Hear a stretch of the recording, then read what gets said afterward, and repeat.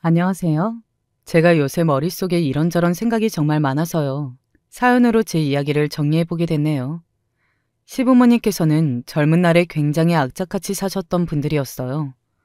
돈에 한이 맺혀서 가난이라면 몸소리가 쳐져서 그런 이유로 두 분 다 악바리 정신으로 사셨다고 하네요. 그런 면에서 두 분은 한마음 한뜻이었고 그래서 마치 한 몸처럼 행동하시며 의기투합하여 돈을 버셨습니다. 이렇게만 보면 두 분이 정말 서로를 잘 만나신 것 같으나 속을 들여다보면 조금 복잡하고 심란한 사정이 있었죠. 시어머니께서는 결혼을 하시자마자 지독한 시집살이에 시달리셨던 분이었거든요. 저에게는 시할머니 되시는 분이 그렇게나 악독하고 악랄하게 속이 좁으셨다고 해요. 시어머니께서 묘사하시기로는 그랬네요. 그런데 그때는 나도 어렸고 뭘 한참 몰랐고 게다가 그 시절에는 다들 그러고 사는 줄로만 생각해서 마냥 참고 살았었지. 며느리로서 그런 걸 감내하는 정도는 아주 당연한 거라고 여겼던 거야. 만약 지금 시대였다면 시어머니께서 당하셨던 일들은 이혼 소송감은 당연하고 경찰에 신고를 해야 마땅했을 겁니다. 인격 모독은 기본이었으며 손에 잡히는 걸로 사람을 막 때려댔고 여름에는 더위 속으로 내몰았으며 겨울에는 추위 속으로 겉옷도 없이 쫓아냈으니까요. 그런 수치와 모욕을 시어머니께서 겪으시는 동안 그 가슴 속에 피멍이 들었을 것입니다. 시어머니께서는 결혼하시고 딱 1년 만에 임신을 하셨다고 해요. 그런데 기쁨은 오래가지 않았고 몇 달이 지나 유산을 겪고 마셨습니다. 첫 아이를 만날 순간만 고대하고 계셨던 시어머니께서는 크게 충격을 받으셨고 슬픔 속에서 간신히 이별을 받아들이셨습니다. 그리고 유산된 아이는 딸이었다고 합니다. 잘했다 잘했어. 굳이 저대를 딸년으로 낳을 필요가 없거든. 그러니 전혀 아쉬워할 거 없다. 시할머니께서는 대수롭지 않은 듯이 시어머니를 향해 그런 말씀을 날리셨고요. 시어머니께서는 당신의 두 귀를 의심해야만 했어요. 유산된 아이는 시할머니의 손주이기도 했는데 어떻게 그런 생각을 하실 수가 있는지 믿어지지가 않으셨다고 합니다. 시아버지께서는 굳이 따지자면 방관자 같으신 분이었다고 해요. 생활력 강하고 야무진 당신의 아내를 위하시는 분이었으나 그렇다고 해서 당신의 모친을 절대로 거스를 수 없던 분이기도 하셨거든요. 애처가이기보다는 효자이셨고요. 고부관계에서 시어머니께서 받고 계시던 고통을 모른 척 하시는 길을 언제나 선택하셨습니다. 시부모님 두 분이 함께 의기투합하여 열심히 사시는 방향으로 가셨던 것만은 다행이었죠. 시간이 더 흘러 태어났던 시부모님의 첫 자식은 아들이었습니다. 바로 제 남편이에요. 시할머니께서는 당신의 손자를 귀하게 여기셨고 예전보다 더욱 시어머니께서는 온갖 잔소리와 구박과 간섭을 다 받으셔야만 했습니다. 너 우리 집안의 귀한 손자 얼굴에 이게 뭐니? 이거 상처 아니야? 대체 너는 애를 어떻게 받길래 이 사달을 내나? 죄송해요, 어머님. 아이가 밖에서 뛰어놀다가 넘어져서 얼굴이 좀 까진 것 같아요. 다른 것도 아니고 얼굴에 아주 잘하는 짓이다. 잘하는 짓이야. 너도 그럼 네 얼굴에 상처 내볼래? 똑같이 상처가 나봐야 제대로 반성을 하겠어? 굳이 그런 말씀 안 하셔도 아이가 다쳐서 제일 속상한 건 바로 저예요, 어머님. 아니, 너는 별로 속상한 거 아니야. 내가 딱 보면 알지? 너는 애 엄마 자격도 없어. 못되고 쓸모도 없는 것 같으니라고. 너 이따위로 애를 키울 것 같으면 다 때려치우고 그만둬. 갈피를 잡을 수 없을 만큼 막무가내식 트집 잡기에 시어머니께서는 가슴에 불이 솟는 듯 하였습니다. 나중에 세월이 흘러 저에게 당신의 옛날 이야기를 해주시면서 말씀하시기를 안 당해본 사람은 상상도 못할 고통이라고 하셨어요. 그 정도로 시할머니로부터 받았던 스트레스는 엄청났던 것입니다. 시어머니께서는 당신의 장남인 제 남편을 별로 애틋하게 바라보지 못하셨다고 합니다. 그 시절의 스트레스를 억지로 꾹 참고 견디셨어야만 했는데 원인 제공인 시할머니께서 손자를 아끼셨으니 그래서 괜히 남편이 싫으셨었나 봐요. 남편이 얄밉게 보이셨던 것이죠. 게다가 하필이면 남편이 어릴 적에 누구를 닮은 얼굴이었는가 하면 바로 자기 외삼촌을 닮은 얼굴이었거든요. 시어머니의 친정 오빠 말입니다. 시어머니께서는 당신의 친정 형편이 좋지 못했기 때문에 가난의 서름을 지독하게 느끼셨던 분이었고, 그렇게 가난한데도 아들이니 장남이니 하면서 어떻게든 챙겨주고 위해주는 집안 분위기 속에서 비참함을 느끼셨던 분이기도 했습니다. 시어머니께서는 당신의 어린날에 받아왔던 차별 속의 상처를 간직하고 계셨던 분이었고, 친정 오빠와 얼굴이 비슷하게 생긴 장남에게 정이 안 가셨던 거예요. 저렇게 생긴 얼굴들은 하는 것도 없으면서 그저 나보다 운 좋게 태어났기 때문에 대우를 잘 받는 것 같아서 그 생각이 들어서 어찌나 얄밉고 싫던지. 시어머니께서는 어렸던 남편을 괜히 얄밉게 여기시며 속으로 안 좋아하셨고, 그래서 오히려 그 옛날이었음에도 아들보다 딸을 아끼셨습니다.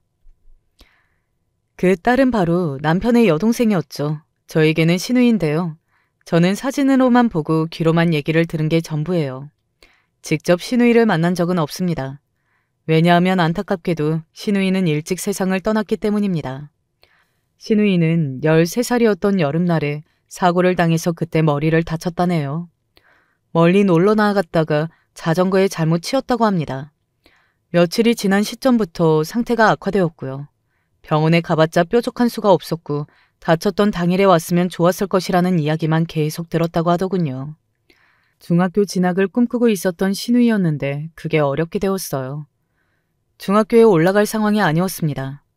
그 무렵이 되자 시누이는 사람이 좀 어눌해졌고 간헐적으로 몸을 떨기 시작했으며 혼자 다니는 것도 힘들어진 상태였거든요. 시어머니께서는 시누이를 들쳐업고 여기저기 안 다녀본 곳이 없으셨다고 해요.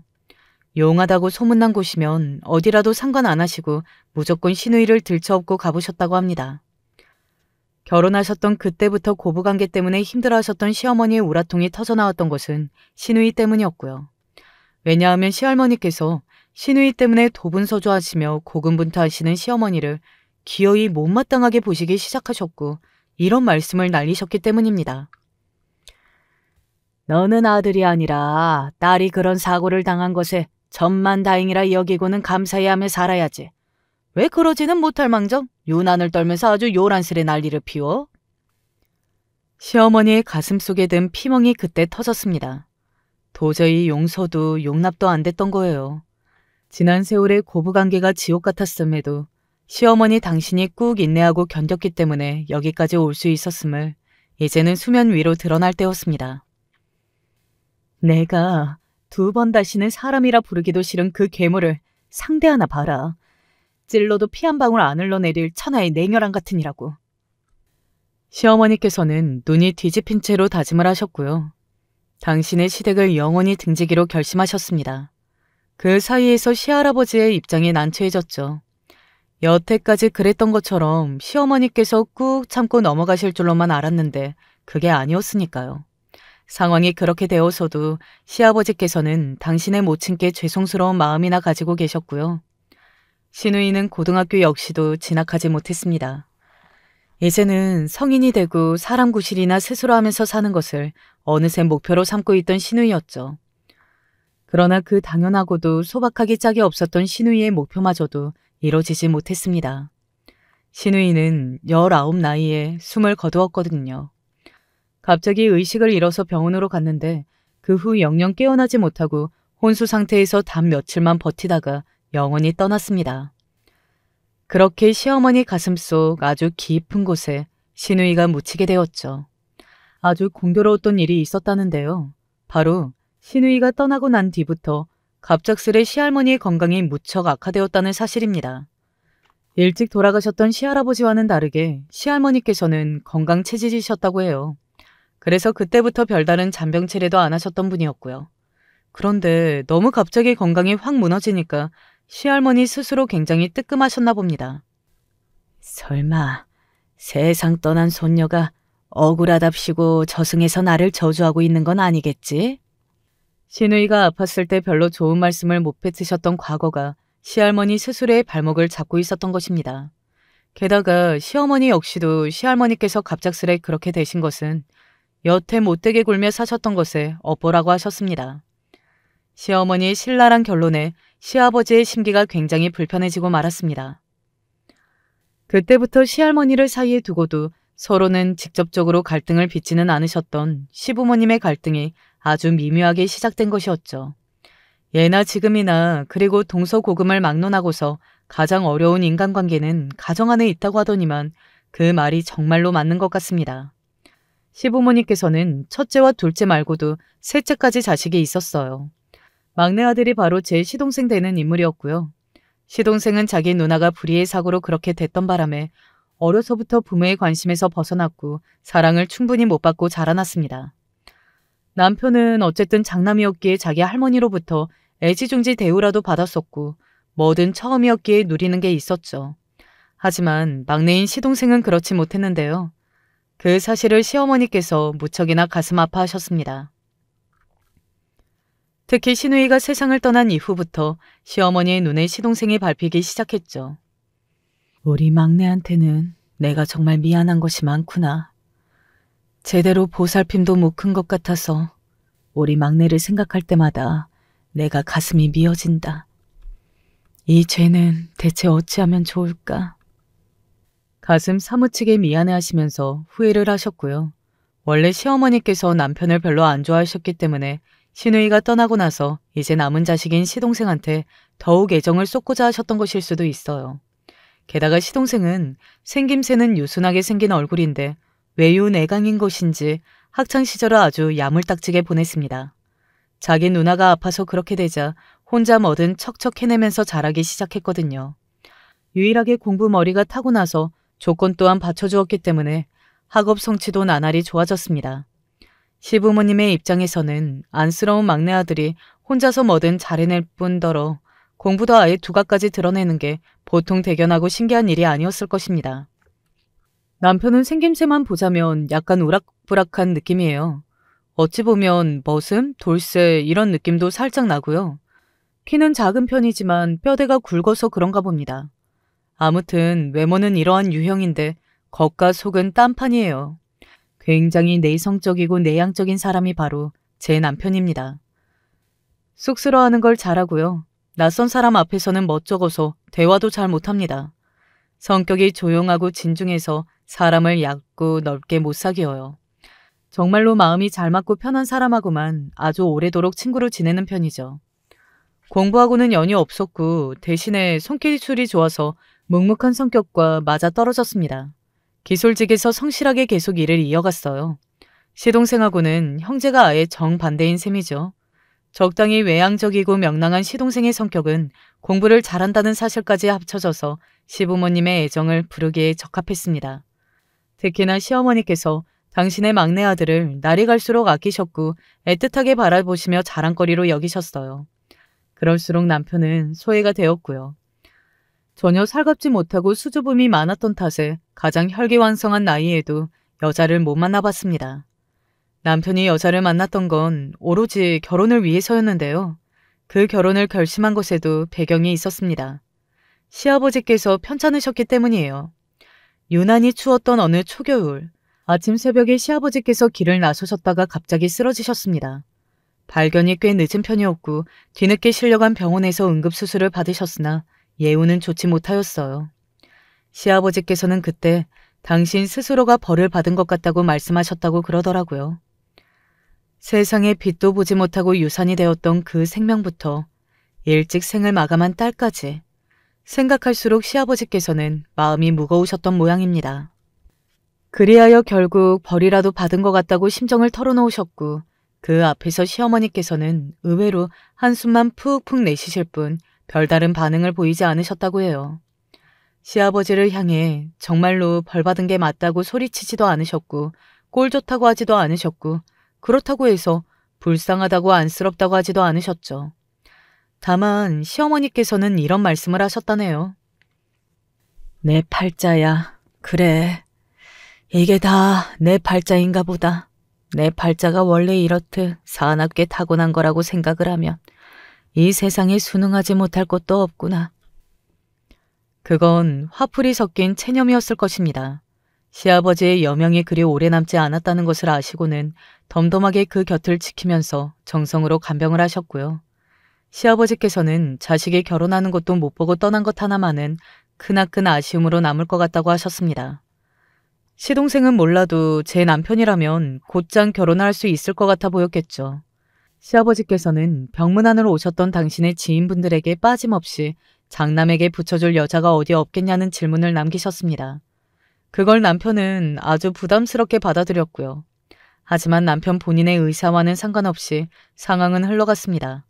기어코 어떤 분이 시아버지를 향해 이렇게 말씀을 내놓으셨던 거예요. 정말로 조건이 상관없다고 한다면야 잠하고 아주 괜찮은 아가씨를 소개해 줄 수 있을 것 같은데 어떤가? 시아버지의 어떤 지인분의 입을 통해서 거론된 인물은 바로 다름 아닌 저였습니다.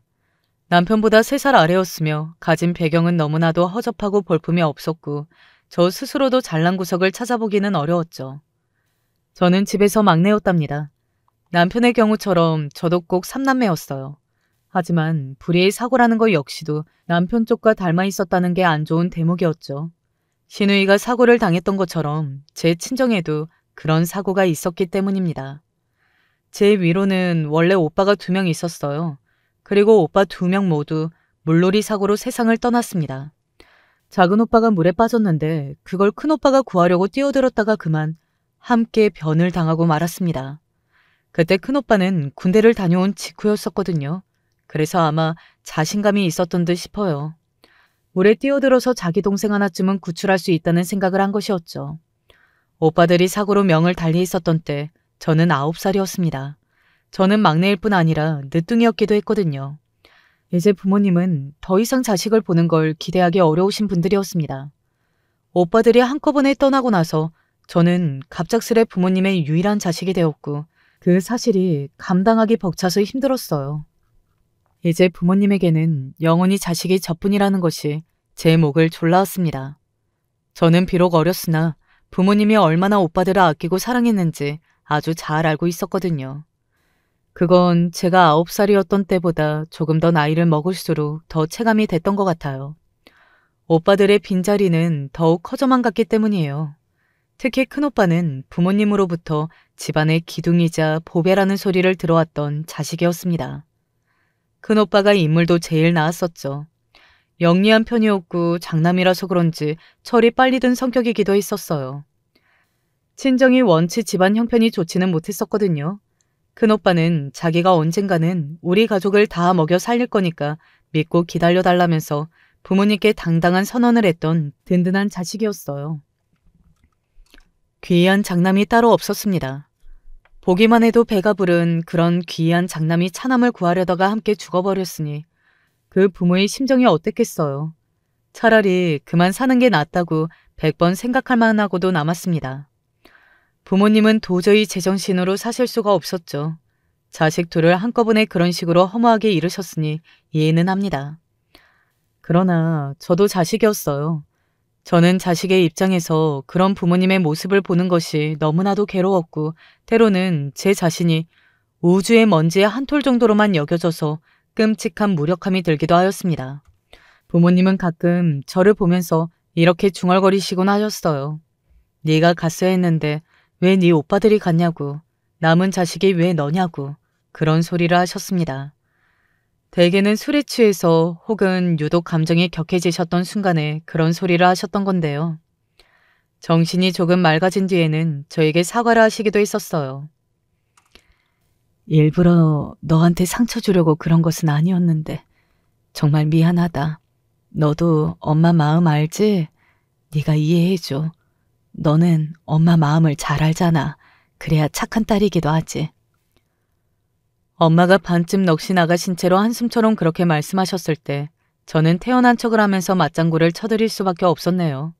부모님으로부터 왜 하필 남은 자식이 너냐는 눈초리를 받는 것은 이미 익숙해질 대로 익숙해진 뒤였습니다. 그렇다고 해서 제가 더 이상 상처를 안 받는다는 의미는 아니었기 때문에 속은 문드러졌으나 겉으로 아무런 티를 안 낼 정도는 되었죠.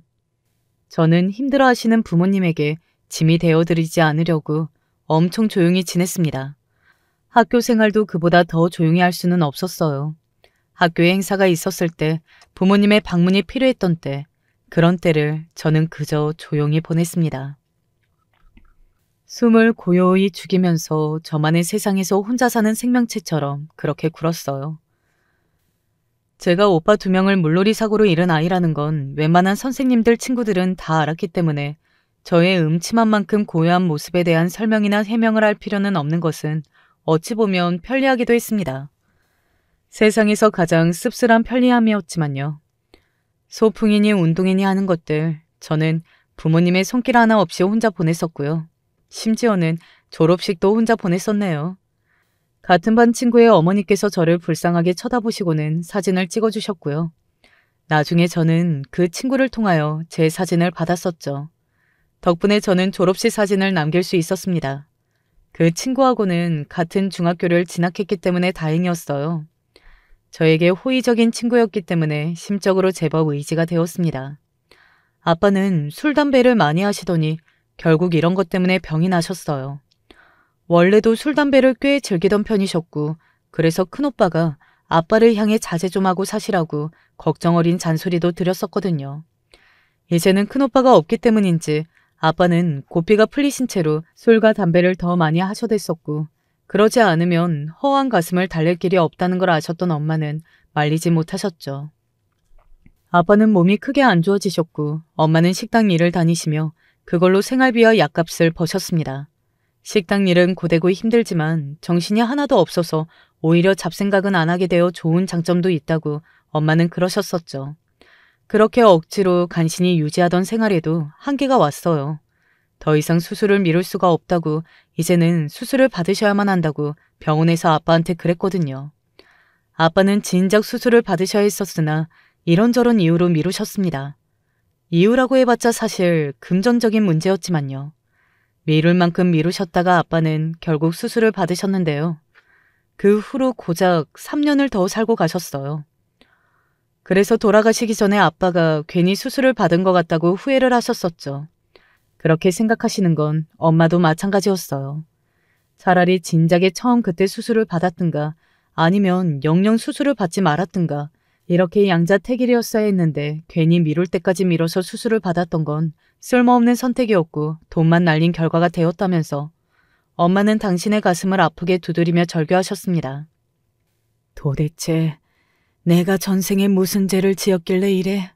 남들은 멀쩡하게 다들 잘만 사는데 왜 나만 이렇게 팔자가 징그럽도록 사나운 거야? 무슨 놈의 팔자가 이 모양 이 꼴일 수가 있어? 엄마의 입에서 팔자를 타령하는 소리를 들은 건 그때가 처음이었죠. 그 울분 섞인 목소리가 제 뇌리에는 강력히 박히게 되었습니다. 아빠는 돌아가시기 전에 저를 향해 말씀하셨어요. 네 오빠들 보러 나는 먼저 간다. 너는 아주 오래오래 살다가 천천히 세상 떠나라. 알았지? 사는 동안에는 네가 엄마 챙겨드려야 해. 네 엄마를 꼭 좀 부탁한다. 고맙고 미안하구나. 그게 유언이었습니다. 아빠는 저한테 오빠들 엄마 이야기만 하셨었고 저에 대해서는 이야기를 안 하셨었죠. 제가 앞으로 어떻게 살기를 바란다고 하지도 않으셨고 물어보지도 않으셨어요. 저에게 궁금한 것 따위는 없다는 것처럼 말입니다. 생각해보면 아빠가 저라는 자식에 대한 애정을 가지고 관심을 기울이며 궁금해하신 적이 당최 있기나 했었나 싶더라고요. 아마 없었던 것 같았네요. 아빠가 돌아가신 후에 엄마는 현실을 받아들이고 감당하는 것을 무척이나 어려워하셨습니다. 세상을 원망하고 저주하는 엄마의 눈빛이 저를 향할 때면 심장이 바닥까지 내려앉는 기분이었습니다. 엄마는 저에게 왜 고등학교에 갔냐고 따져 물으시며 책망을 하셨어요. 아빠가 돌아가셨던 그때 저는 고등학교에 재학 중이었거든요. 돈이나 벌러 갔어야지 고등학교는 뭔 놈의 고등학교를 갔어? 제가 입학한 지가 언제인데 이제 와서 왜 그러시는 건지 이해를 하고 싶지도 않았습니다. 저는 엄마의 막무가내 비난을 받는 것에 이미 체념한 뒤였으니까요. 저는 일반 인문계를 다니는 것도 아니었고 여상을 다니고 있었어요. 취업 대비와 준비를 항상 염두에 두면서 말입니다. 고등학교를 졸업하자마자 즉시 일자리부터 구할 생각밖에 없었어요. 그럼에도 엄마는 저를 못마땅하게 보셨습니다.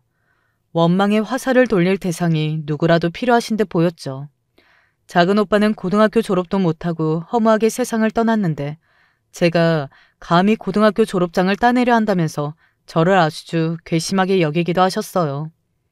하지만 그렇다고 해서 제가 고등학교를 뒤늦게 자퇴할 수는 없었고 감당하기 벅찬 엄마의 존재를 억지로 감당해내면서 그렇게 마저 학교 생활을 했었네요. 고등학교 졸업을 앞두고서는 새삼 죄책감이라는 게 밀려왔었어요. 저는 어렸을 때부터 하도 오빠들 말고 왜 제가 혼자 살아남은 거냐는 소리를 들었기 때문에 제가 욕심이 많고 이기적이라서 죄 없는 오빠들이 불쌍하게 죽었음에도 혼자서 뻔뻔하게 살아가고 있는 것이라는 죄책감을 가지고 있었습니다. 그래서 저는 성인이 되자마자 악착같이 돈을 벌었던 것 같아요. 제가 돈을 벌자마자 엄마가 일을 그만두신 것에도 차마 따져 묻지도 못하고 수긍한 것도 그런 것 때문이었죠. 제 안에 죄책감이 저를 무겁게 붙잡았거든요. 나도 이제는 좀 쉬고 싶다. 인생을 너무 고단하게만 살았어. 팔자가 박복해서 그렇지 뭐. 이제라도 좀 쉬면서 살고 싶어. 엄마는 인생이 진절머리 난다는 듯이 굴면서 말씀하셨고 저는 죄인처럼 입을 다물고 있었을 뿐이에요. 속으로만 기도했었죠. 제발 어둠만 가득한 기나긴 터널 같은 제 인생이야말로 고단한데 이게 빨리 끝나게 해달라고 말입니다. 고작 20살이었지만 저는 사는 게 너무 힘들었어요. 목표가 없고 재미가 없었으니까요. 묵묵하게 일만 하면서 돈만 벌고 취미도 없는 저는 일터에서 은근히 눈에 띄는 존재였어요. 다들 저를 알고 있었죠. 언제 한 번은 제 입사 동기가 우스갯소리로 이런 말을 해왔어요. 그거 알아? 다들 힘들 때마다 너를 떠올린다? 너보다는 내가 그래도 상황이 낫구나. 이렇게 생각하면서 위안을 얻고 힘을 내는 거야. 저에게 가족은 엄마뿐이고 그리고 제가 가장이라는 것과 형편이 어렵다는 사실은 알려져 왔었죠. 그런 저를 보면서 다들 본인들이 더 낫다고 생각하며 위안을 얻어왔다는 이야기였어요. 그때 정말 머리가 멍해지더군요. 저의 일상에서 큰 변화가 일어난 건 2년 뒤였습니다. 놀랍게도 엄마에게 만나시는 분이 생겼기 때문이었어요. 저는 자연스레 엄마에게 애인이 생겼다는 걸 눈치채게 되었죠. 그런데 엄마는 그 사실을 저에게 대놓고 알리는 것 자체가 엄청 부끄럽고 민망한 일이라고 여기셨나 봐요. 그토록 당신의 불행한 팔자에 대해 말씀해 오셨는데 새로운 남자를 만나는 건 앞뒤가 안 맞는다고 여기셨었겠죠. 죽은 오빠들만 평생 그리워할 거라고 그러셨던 엄마는 연애를 하시며 즐거움을 느끼셨습니다. 그걸 저에게 알리기 민망해 하셨고요. 그러던 어느 날 저도 이제 다 컸고 스스로 앞가림도 할 줄 아니까 저만의 인생을 살 때도 됐다고 하시면서 당신은 절에 들어가 조용히 살겠다고 하셨습니다. 어느 절인지는 저에게 절대 알려줄 수 없다고 하셨어요. 당연히 거짓말이었죠. 근데 제가 엄마한테 따져 묻고 싶은 생각이 안 들더라고요. 그럴 의지도 기운도 없었던 것 같아요. 엄마에게 있어서 제가 소중한 존재가 못 된다는 걸 평생 알고 있었으나 확인 사살만 받았다는 기분이 들고 있었습니다. 엄마야말로 당신만의 인생을 살기 위해 저를 떠나셨고 그 뒤로 혼자가 되었어요. 엄마가 안 계시니까 이제 제가 번 걸로 저만 책임지면 되었습니다. 그런데 그 사실이 지독하게 외롭고 무섭기도 하더라고요. 저는 제가 마음가짐을 달리해야만 한다고 여겼습니다. 이제 저는 혼자인데 만만하게 보이면 안일하게 살 수 없었죠. 저를 보며 자기들의 처지가 더 낫다고 위안을 삼았던 직장 동료의 말이 떠올랐습니다. 적어도 그런 일은 더 이상 없게 해야겠다는 다짐을 했고 그 후로는 눈에 힘을 주고 씩씩하게 지냈어요. 혼자이기 때문에 더욱 의연한 자세로 살아야만 한다는 저의 다짐. 그 변화가 새로운 물결을 불러왔습니다. 일터에서 저를 눈여겨보셨던 분이 계셨고 그 분의 지인이 시아버지하고 친구분이셨던 거예요. 그렇게 연결이 돼서 저는 맞선을 보지 않겠냐는 제안을 받게 되었습니다. 부담 크게 가질 것 없이 한번 만나보라고 그러셔서 남편을 만나는 자리에 나갔던 건데요. 정작 남편은 그 자리를 통해 무조건 결혼을 해야 한다는 압박감을 받고 있었으며 되게 어색하고 불편해 보였어요. 근데 저는 남편의 모습이 싫지 않았습니다. 저는 가진 것도 없고 의지할 것도 없는데 만약 저를 우습게 보고 함부로 휘둘리는 남자를 만난다면 저는 수렁으로 빠져버릴 것이라고 생각 중이었거든요. 차라리 남편처럼 숫기 없는 남자가 괜찮다는 생각이 들었어요. 시댁이 돈 걱정은 적어도 없어 보였고요. 혼자라는 외로움이 무섭기도 했던 저는 제가 먼저 남편에게 결혼하자고 말을 꺼냈습니다. 남편은 깜짝 놀라면서 어쩔 줄 몰라 했지만 거절도 못했고요. 그렇게 서로를 잘 알지 못하면서 결혼을 하게 되었어요. 제가 가족은 엄마뿐인데 연락이 안 된다고 하니까 시어머니께서는 저를 어이없다는 듯이 쳐다봤었죠. 마음에는 안 들지만 어쩔 수 없지. 그리고 나는 맏며느리로는 좋은 인물이 들어오든 아니든 별로 신경 안 쓸 거라고 진작에 생각하고 있었으니까. 저는 시어머니께서 남편보다 시동생을 예뻐하신다고 처음부터 느꼈어요. 남편의 짝으로는 누가 되든 크게 상관없었고 나중에 시동생이 결혼할 상대가 중요한 것이라는 그 말씀에서 눈치를 챘었죠. 제가 아무 가진 것도 없어서 시집 올 때 몸만 가지고 온다는 사실에는 기가 막혀 하시면서 혀를 끌끌 차셨었고요. 시아버지께서는 당신이 눈을 감기 전에 며느리를 보아서 기쁘고 보람된다고 하셨습니다. 곧 돌아가실 것만 같았던 시아버지께서는 제가 남편과 서둘러서 결혼을 하고 난 뒤에도 제법 멀쩡하게 살아계셨어요. 시어머니께서는 그런 시아버지를 두고 금방 바람 앞에 꺼질 것만 같은 촛불처럼 보이는데도 질기게 버텨서 용하다고 말씀하셨었죠. 하지만 시아버지께서 빨리 돌아가시기를 바라시는 눈치는 전혀 아니었어요. 그래서 저는 시부모님의 애증 가득한 관계를 느낄 수 있었죠. 저는 결혼하자마자 일을 그만두었습니다. 돈 안 되고 시간만 잡아먹는 그런 일을 할 바에는 때려치우고 네 시아버지나 받으려라. 시어머니께서는 저더러 발전 없이 쓸데없는 일을 한다고 비난하셨어요. 저는 가만히 수긍하며 일을 그만뒀었죠. 그리고 오늘 내일 하시던 시아버지의 수발을 들었습니다. 제가 나선 덕분에 시어머니께서는 한숨 돌리실 수 있었죠. 겉으로 티는 안 내오셨는데 시아버지를 돌보시면서 허리 쪽을 다치셔서 많이 불편하신 상태였던 거예요. 저는 그것을 알고 군말 없이 시아버지를 돌보았으며 시댁의 살림도 했습니다. 시아버지께서는 제가 남편과 결혼한 뒤에도 무려 1년하고도 딱 6개월을 더 버티시다가 돌아가셨어요. 이미 마음의 준비를 진작 하고 계셨기 때문에 시어머니께서 괜찮으신 줄 알았는데 그 후로 눈빛이 예민하고 사나워지시고 입으로는 한숨을 크게 내쉬는 버릇이 생기셨죠. 시아버지께서 유언으로 시어머니를 향하여 재산 관리 잘하고 그것을 자식들에게 미리 주지 말라고 그러셨습니다. 그걸 가족들이 다 들었어요.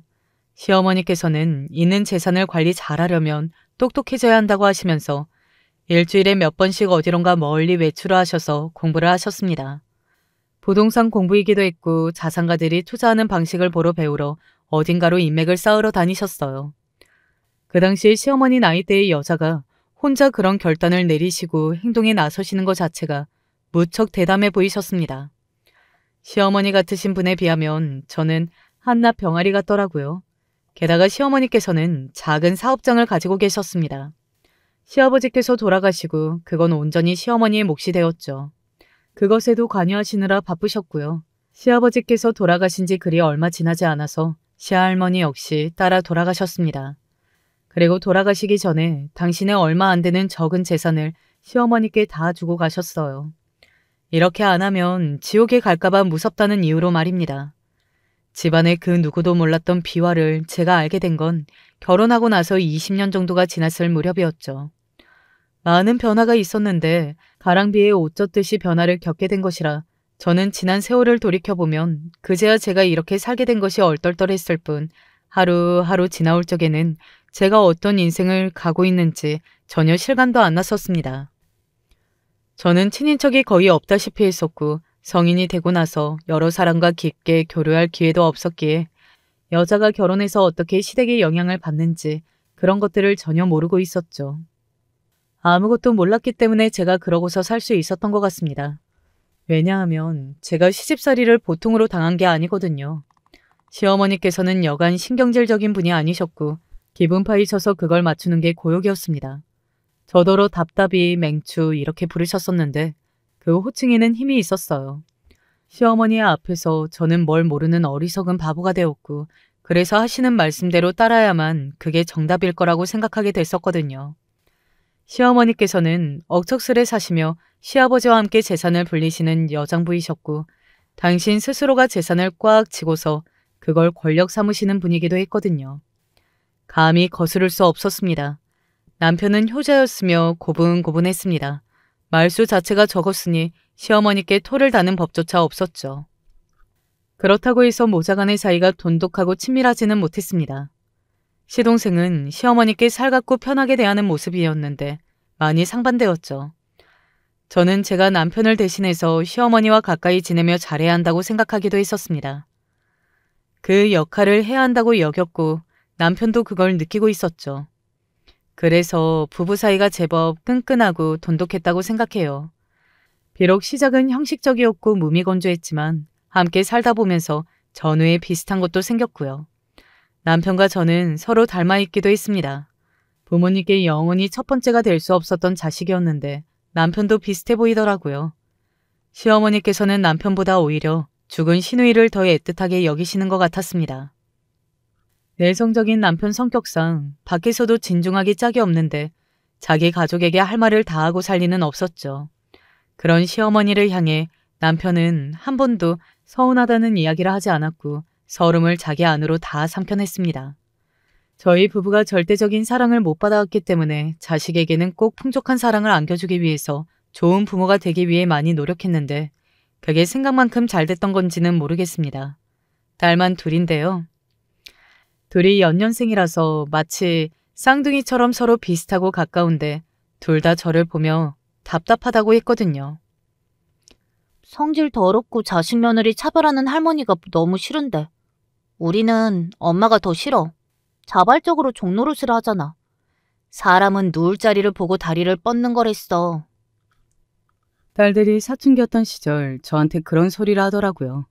저는 당황스러웠습니다. 딸들의 눈에는 자기 할머니한테 꼼짝 못하고 오만 쓴소리 다 가만히 듣고 있고 온갖 수발은 다 드는 자기 엄마가 한심하고 어리석어 보였던 거구나 싶었네요. 원래도 남편보다 시동생을 더 예뻐하셨던 시어머니셨는데 시동생이 결혼을 잘한 이후로는 더 그렇게 되었어요. 좋은 대학 나와서 그럭저럭 직장도 잘 잡았던 시동생이 의사하고 결혼을 했거든요. 제 동서는 의사치고는 집안이 썩 좋은 건 아니었기 때문에 본인이 노력과 의지로 그 자리에 올라간 경우라고 했습니다. 집안에 재산이 좀 있다길래 그거 보고서 저는 결혼한 거예요. 형님도 그러셨죠? 어느 날 동서가 저한테 다가와서 눈을 찡긋거리며 그런 소리를 했습니다. 저는 그 소리를 듣고 나서야 나중에 받을 재산 문제를 처음 생각해보게 됐던 것이지 미리 고려한 적은 없었기에 아니라고 대답했어요. 그러자 동서는 대가를 바라지 않고 헌신적으로 구는 제가 신기하다고 하면서 앞으로도 힘내라고 그랬습니다. 저는 결혼하고 나서 20년을 시댁 바로 옆 동네에 살면서 거의 매일같이 시어머니를 들여다보며 살았었죠. 저는 돈 안 받고 일하는 파출부 같았습니다. 그러다가 시어머니께서 고질적으로 안 좋았던 허리를 비롯하여 관절이 너무 약해지셨고 혼자 지내기 어려워지셔서 아예 모시고 살게 되었어요. 네가 나 수발 들고 살면 되는데 내가 괜히 왜 요양시설을 알아보겠니? 안 그러니? 시어머니께서는 당당하게 저의 수발을 요구하셨습니다. 지난 세월 그렇게 사셨으니 너무나도 당연하게 저의 희생을 바라셨죠. 그런데 시동생 부부한테는 그런 말씀도 안 꺼내셨어요. 시동생은 항상 말로만 효자였지 행동으로 보이는 것은 없었죠. 그래서 시어머니께서 혼자 사시기 어려워졌다는 걸 알았을 때도 잠잠고 있었을 뿐 나서지 않았습니다. 그런 식으로 자기 형한테 모든 걸 전가하면서 사랑받는 자식 역할만 독차지해온 시동생이었어요. 그리고 시어머니께서는 귀한 의사 며느리한테 민폐를 끼칠 수 없다고 하셨고요. 만만한 게 저였습니다. 솔직히 20년을 시어머니께 시달리며 온갖 헌신을 다했는데 이제는 아예 모시고 살려니까 싫기도 했었죠. 자식들 볼 면목도 없었고요. 남편의 입에서 모시지 말자 한마디가 나왔으면 저도 생각을 많이 해봤을 텐데 그 소리는 끝내 안 하더군요. 내가 앞으로 더 잘할게. 고작 그런 소리나 풀이 죽어서 하는 남편을 보며 제 팔자는 그냥 시어머니를 모시다가 시들어질 팔자라고 생각하기로 했습니다. 그래서 모시고 살았어요. 무서운 호랑이처럼 구시던 분이 이제는 몸이 약해지셔서 경제활동은 물론이고 각종 외부 활동도 마음대로 못하게 되신 것이 안쓰럽기도 했었고요. 저는 좋은 마음으로 애써 잘 모시고자 했는데 시어머니께서는 그렇게 입에 욕을 달고 사시면서 저를 깎아내리셨습니다. 제가 아무리 잘해드려도 제 욕을 하셨어요. 제가 여전히 못마땅하다고 하셨죠. 저는 몸에서 사리가 나올 지경이었습니다. 그런데 모시고 산 이후로 제가 시어머니로부터 옛날 이야기를 하나둘씩 듣게 됐던 거예요. 시어머니께서 돌아가신 시할머니 때문에 화병이 걸리셨던 분이라는 것도 그제야 알았었습니다. 그리고 저는 이상하리 마치 시어머니를 향해 동질감과 연민을 가지게 되었고 어차피 시작을 했으면 끝을 봐야 한다는 마음으로 나 죽었다 생각하고 모셨던 것 같아요. 주변에서는 저더러 미련하고 불쌍하다고 했습니다. 자식들마저 대학을 가자마자 자취생활을 시작했고 못된 자기 할머니한테 시달리는 답답한 엄마 꼴을 보기 싫다고 쭉 나가 살았으니까요. 시동생 부부는 늘 자기 생활들이 바쁘다는 핑계로 거의 와보지도 않았습니다. 명절이나 제사처럼 꼭 모여야 할 때만 얼굴을 비쳤는데 그럴 때도 자식 교육비와 물가 상승 타령을 하면서 돈이 빠듯하다는 소리나 기껏 해댔었고요. 저한테는 돈 가지고도 잔소리를 매일 하셨던 시어머니께서는 당신의 의사 며느리한테는 혼을 내지 않으시며 의사라고 항상 추켜 세워주셨죠. 어찌나 의사 며느리에게 이해심이 좋으셨던지 몰라요. 저는 딸만 둘 낳고 동서는 아들 하나만 낳았는데 그건 역시도 동서를 더 좋게 봐주셨습니다. 그렇게 아들로 이어지며 대를 이어가는 것이라는 말씀도 해주셨고요. 그래도 저는 제가 명실상부 더 가까운 존재라고 여겼었죠. 시어머니를 모시고 산 건 저였으니까요. 시어머니께서 쌍욕을 지르며 포악한 성질을 부리실 때도 저는 그분의 지난 인생을 돌아보며 오히려 연민을 가지고 더욱 잘해드리고자 마음을 다잡기도 했었습니다. 동서는 저에 비할 게 못된다고 생각했는데 그게 제 오판이었나 보더라고요. 시어머니께서 잠깐 바람을 쐬시러 동네 한 바퀴를 돌러 나가셨다가 넘어지셨고 뼈가 부러져 수술을 받게 되셨는데 병원 생활을 하며 급격히 쇠약해지셨습니다. 내가 아무래도 이제 다시 건강을 되찾기는 어려울 것 같다. 시어머니께서 어느 순간 당신의 운명을 받아들이신 듯 보였습니다. 변호사인지 자산관리자인지 그런 사람들이 찾아와서 시어머니와 오래 대화를 나누는 모습이었는데 신중하고 심각해 보였습니다. 그리고 얼마 뒤 시어머니께서는 당신의 재산을 시동생 부부에게 물려주셨습니다. 우리 귀한 의사 며느리 내년에 병원 차리려고 그런다면서 돈 필요할 텐데 요긴하게 보태 써라. 어머님 정말로 감사합니다. 어머님 은혜 절대로 잊지 않고 열심히 잘 살게요. 저희 세 식구 어머님 덕분에 앞으로 더 행복해질 일만 남았어요. 동서는 감동의 눈물을 흘렸으며 시동생은 멋졌고 민망한지 필사적으로 제 쪽을 안 보면서 모른 척 외면하였습니다. 시동생이 얄밉다 못해서 진짜 기가 막혔습니다. 평생 자기 형보다 모든 것을 독차지해온 시동생이 끝까지 다 누리는 것 같았는데 따지고 보면 의사 며느리를 집안에 들여왔으니 그것으로 최고의 효도를 한 건가 싶었네요. 제가 근 30년을 시어머니 말씀에 머리를 조아리는 며느리로 살았음에도 넘지 못할 벽이 있었나 보더라고요. 어머님, 어떻게 이러실 수가 있어요? 자식들한테 공평하게 물려주기가 그렇게 싫으셨나요? 돌아가시고 나면 자식들끼리 똑같이 나눠 가질까 봐 그게 걱정돼서 미리 이렇게 꼭 손을 쓰셨어야 했나요? 저도 사람인지라 이제는 정말 미칠 것만 같았습니다. 속이 뒤집어졌어요. 그리고 박탈감으로 공허해진 남편의 눈빛을 보니까 너무 슬프더라고요. 곧 돌아가실 분 앞에서 굳이 불효를 저지를 수 없어서 입을 꾹 다문 남편 대신에 제가 따졌었죠. 저는 그럴 자격이 된다고 여겼습니다. 하지만 시어머니께서는 미안하다고 양해를 구하지도 않으셨으며 그저 모든 게 팔자라는 소리만 하셨을 뿐이었어요. 그러고 나서 상태가 확 악화되었고 발만 동동 구르다가 며칠 뒤에 시어머니를 떠나보내야 했습니다. 시동생 부부는 저희 부부가 재산 이야기를 꺼낼까 봐 아주 노심초사하면서 자꾸 피하려고 들더라고요. 그 모습에 어이가 없었고 어쨌든 장례 절차를 다 마치고 나서 다시 생각해보자 싶었습니다. 남편하고 그렇게 정신을 다 잡았어요. 남편이 저에게 미안해하고 있다는 것, 그리고 제가 지난 세월을 후회하고 있다는 것, 이것을 서로 속으로 아는 상태였습니다. 마치 폭풍 전야 같은 며칠을 보내던 참이었습니다. 그날 남편하고 속을 터놓고 대화를 하려고 딱 정한 날이었는데 갑자기 연락이 왔어요. 세무서라고 했습니다. 재산 문제 때문에 세금을 내야 한다고 대략 그런 이야기였어요. 남편과 저는 깜짝 놀랐고 그 길로 확인에 들어갔습니다. 그러고 나서 기절하는 줄 알았어요. 시어머니께서 시동생 부부 앞으로 남겨주셨던 재산은 극히 일부뿐이었습니다.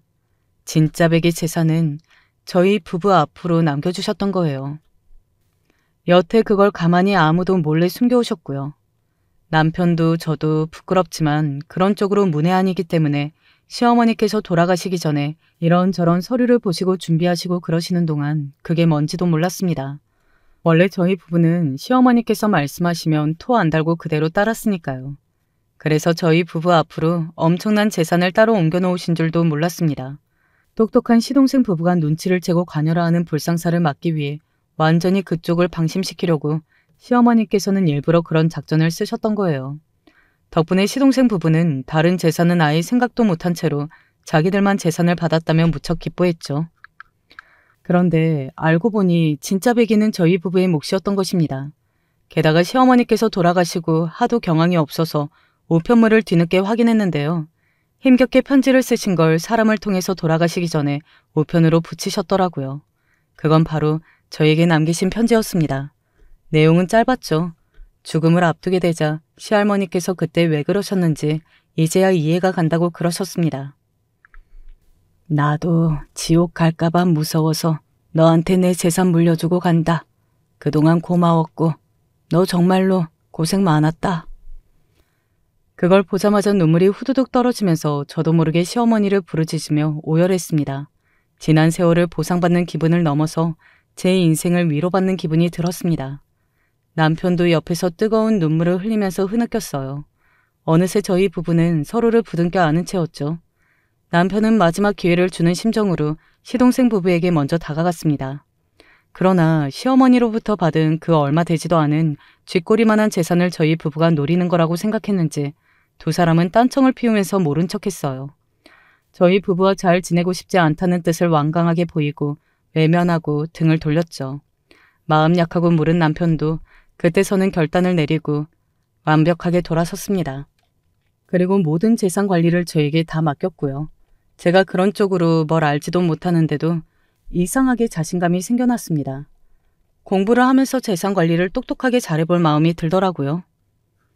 딸들을 불러다가 네 식구가 진솔하게 대화를 하는 시간을 가졌고 그러면서 가족 간의 결속력이 강해지면서 끈끈해졌습니다. 이사도 하고 이전보다 정말 활력 넘치는 일상을 보내게 되었어요. 남편하고 같이 즐기는 취미생활도 생겼고요. 그런데 고민이 있다면 엄마로부터 연락이 왔다는 겁니다. 저를 찾으셨어요. 잊고 산 척했지만 사실 잊어본 적이 없던 엄마였죠. 이젠 다 늙으셨는데 인생의 마지막 부분을 저와 지내고 싶다고 하셨습니다. 자식 하나 있는데 그래도 마지막에 의지를 하다가 떠나야 하지 않겠냐고 엄마가 그러시더라고요. 많이 흔들립니다. 제가 어쩌고 싶은 건지 스스로 답을 내리지 못해서 더욱 가슴이 막 흔들리고 있네요. 돌아가시는 그날까지 제가 엄마를 모시고 살아야 정답인 걸까요? 안녕하세요. 하루하루 힘들지만 열심히 살아가려고 노력 중인 한 가정의 가장입니다. 우연치 않게 남이와 사연 채널을 접하게 되면서 저희 장모님 이야기를 해보면 어떨까라는 생각에 사연을 보내게 됩니다. 듣고 많이들 행복해지셨으면 좋겠네요. 그럼 시작해 볼게요. 장모님은 제가 처음 아내랑 결혼할 적부터 혼자서 살고 있으셨습니다. 아내가 어렸을 때 장인어른이 좋지 않은 이유로 스스로 세상을 등졌기 때문이었죠. 그 이후로 장모님은 새로운 사람을 만날 생각도 안 하고 그저 아내를 키우느라 열심히셨다고 합니다. 아낸 중고등학생이 됐던 시절부터 장모님이 본인 신경 쓰지 말고 장모님 좋아하는 취미도 찾고 새로운 사랑을 만나기를 바랬다고 했지만 장모님이 그런 쪽으로는 워낙 뚝심이 깊으신 분입니다. 정말 취미생활 하나 없이 한눈도 안 팔고 매일같이 일 집안일만 반복을 했다고 해요. 우리 엄마지만 정말 독하다니까. 독해. 내가 그렇게 좀 재미있게 지내시라고 해도. 아내가 종종 혀를 내두를 정도였는데 사위인 제가 봐도 장모님은 무엇을 하셔도 그렇게 재미있거나 즐거운 티를 내지 않는 분이셨어요. 정확히는 인생에 별로 즐거움이 없어 보였다고 해야 하나? 어쩐지 이렇게 이야기하니까 조금 예의 없어 보이긴 하는데 실제로 저랑 아내랑 결혼하고 난 뒤에 아내가 장모님 걱정을 하도 많이 해서 제가 장모님 사시는 동네 근처에 문화센터 같은 것도 이것저것 알아보았습니다. 요새는 나이 드신 분들이라고 해도 취미생활 하나 정도는 가지고 있잖아요. 건강에 좋다고 해서 수영도 시켜드려 보았고, 나이 드신 분들이 바둑 좋아한다길래 바둑도 시켜드려 보았고, 정말 이것저것 다 권유를 해봤는데, 장모님은 사위가 직접 해주는 거니까 일단 거절은 안 하고 받긴 하셨지만, 늘 몇 주 안 가서 이거는 나랑 안 맞는 것 같다 라며 단 한 번도 몇 주 이상을 진행을 해본 적이 없습니다. 저희 장모님 그 흔한 텔레비전 드라마도 잘 안 보는 분이세요. 아니, 저희 엄마만 해도 정말 매일같이 보는 드라마가 하루에 2~3개씩은 있을 정도라 하루 종일 리모컨을 놓지를 못하는데, 전 정말로 드라마를 안 보는 노인분은 장모님이 처음이었습니다. 장모님, 원래 드라마도 잘 안 보셔? 우리 엄마 TV 자체를 아예 안 봐. 저거 TV 놔드린 것도 내가 집이 너무 휑하다고 어떻게든 우겨서 놔드린 건데, 봐봐. 지금도 그냥 장식품으로 있잖아. 장모님이 저희한테 심심하다고 토로하고 매일 투정을 부리는 것도 아니었지만, 사위된 도리로서 장모님 걱정이 안 될 수가 없었습니다. 그래서 때로는 아내보다도 더욱더 장모님이 좋은 취미생활을 찾을 수 있게 해드리려고 노력을 했습니다. 나이 드신 분들 나가는 친목 모임까지도 알아봤습니다. 하지만 어쩜 장모님 철벽이 그리도 대쪽 같은지 이걸 해도 시큰둥 저걸 해도 시큰둥 하는데 더 이상 저로서도 어떻게 할 방법이 없더라고요. 하지만 예상치도 못한 상황에 장모님이 거의 본인의 인생을 다 바칠 정도로 좋아하는 것이 생겼습니다. 몇 년 전에 TV 프로그램 중에 트로트 가지고 경연대회 하는 프로그램이 참 유행했어요. 이름이 미스트롯인가 그랬는데 전 한 번도 본 적이 없지만 저희 부모님도 그렇고 인터넷이며 보면 어딜 가든 미스트롯 이야기가 많이 나와서 이름은 꽤나 많이 들어봤습니다. 시청률이 30%가 넘었던 적도 있다고 하니까 확실히 우리나라 사람들 대부분이 그 미스트롯이라는 프로그램을 봤던 것 같아요. 한참 그 프로그램이 하고 있을 때 저랑 아내랑 오랜만에 장모님 댁 좀 들리자고 하면서 과일 같은 걸 사들고서 간 적이 있었습니다. 근데 평소에 저희가 가면 장모님은 문소리가 들리자마자 이미 거실에 나와서는 왔냐면서 저희를 반겨주시고 그랬거든요. 근데 그날은 저희가 현관에 들어갔는데도 거실에 안 계시더라고요. 장모님이 쓰시는 방문은 닫혀 있었고요. 장모님 주무시나? 평소 대낮에 낮잠도 제대로 안 자시는 분이라서 어리둥절한 마음을 가지고 사들고 온 과일을 대충 냉장고에 정리를 한 채 장모님이 계시는 방문을 두드리며 장모님, 저희 왔어요. 하고서 문을 열었는데 그래, 왔니? 라고 말씀하시는 장모님의 눈이 텔레비전에 뚫어지게 고정이 되어 있었습니다. 하지만 제가 놀란 건 그 때문이 아니었어요. 그냥 흰 벽지가 전부였던 장모님 방벽에 웬 여자 사진이 덕지덕지 붙어 있었죠. 장모님, 이게 누구예요?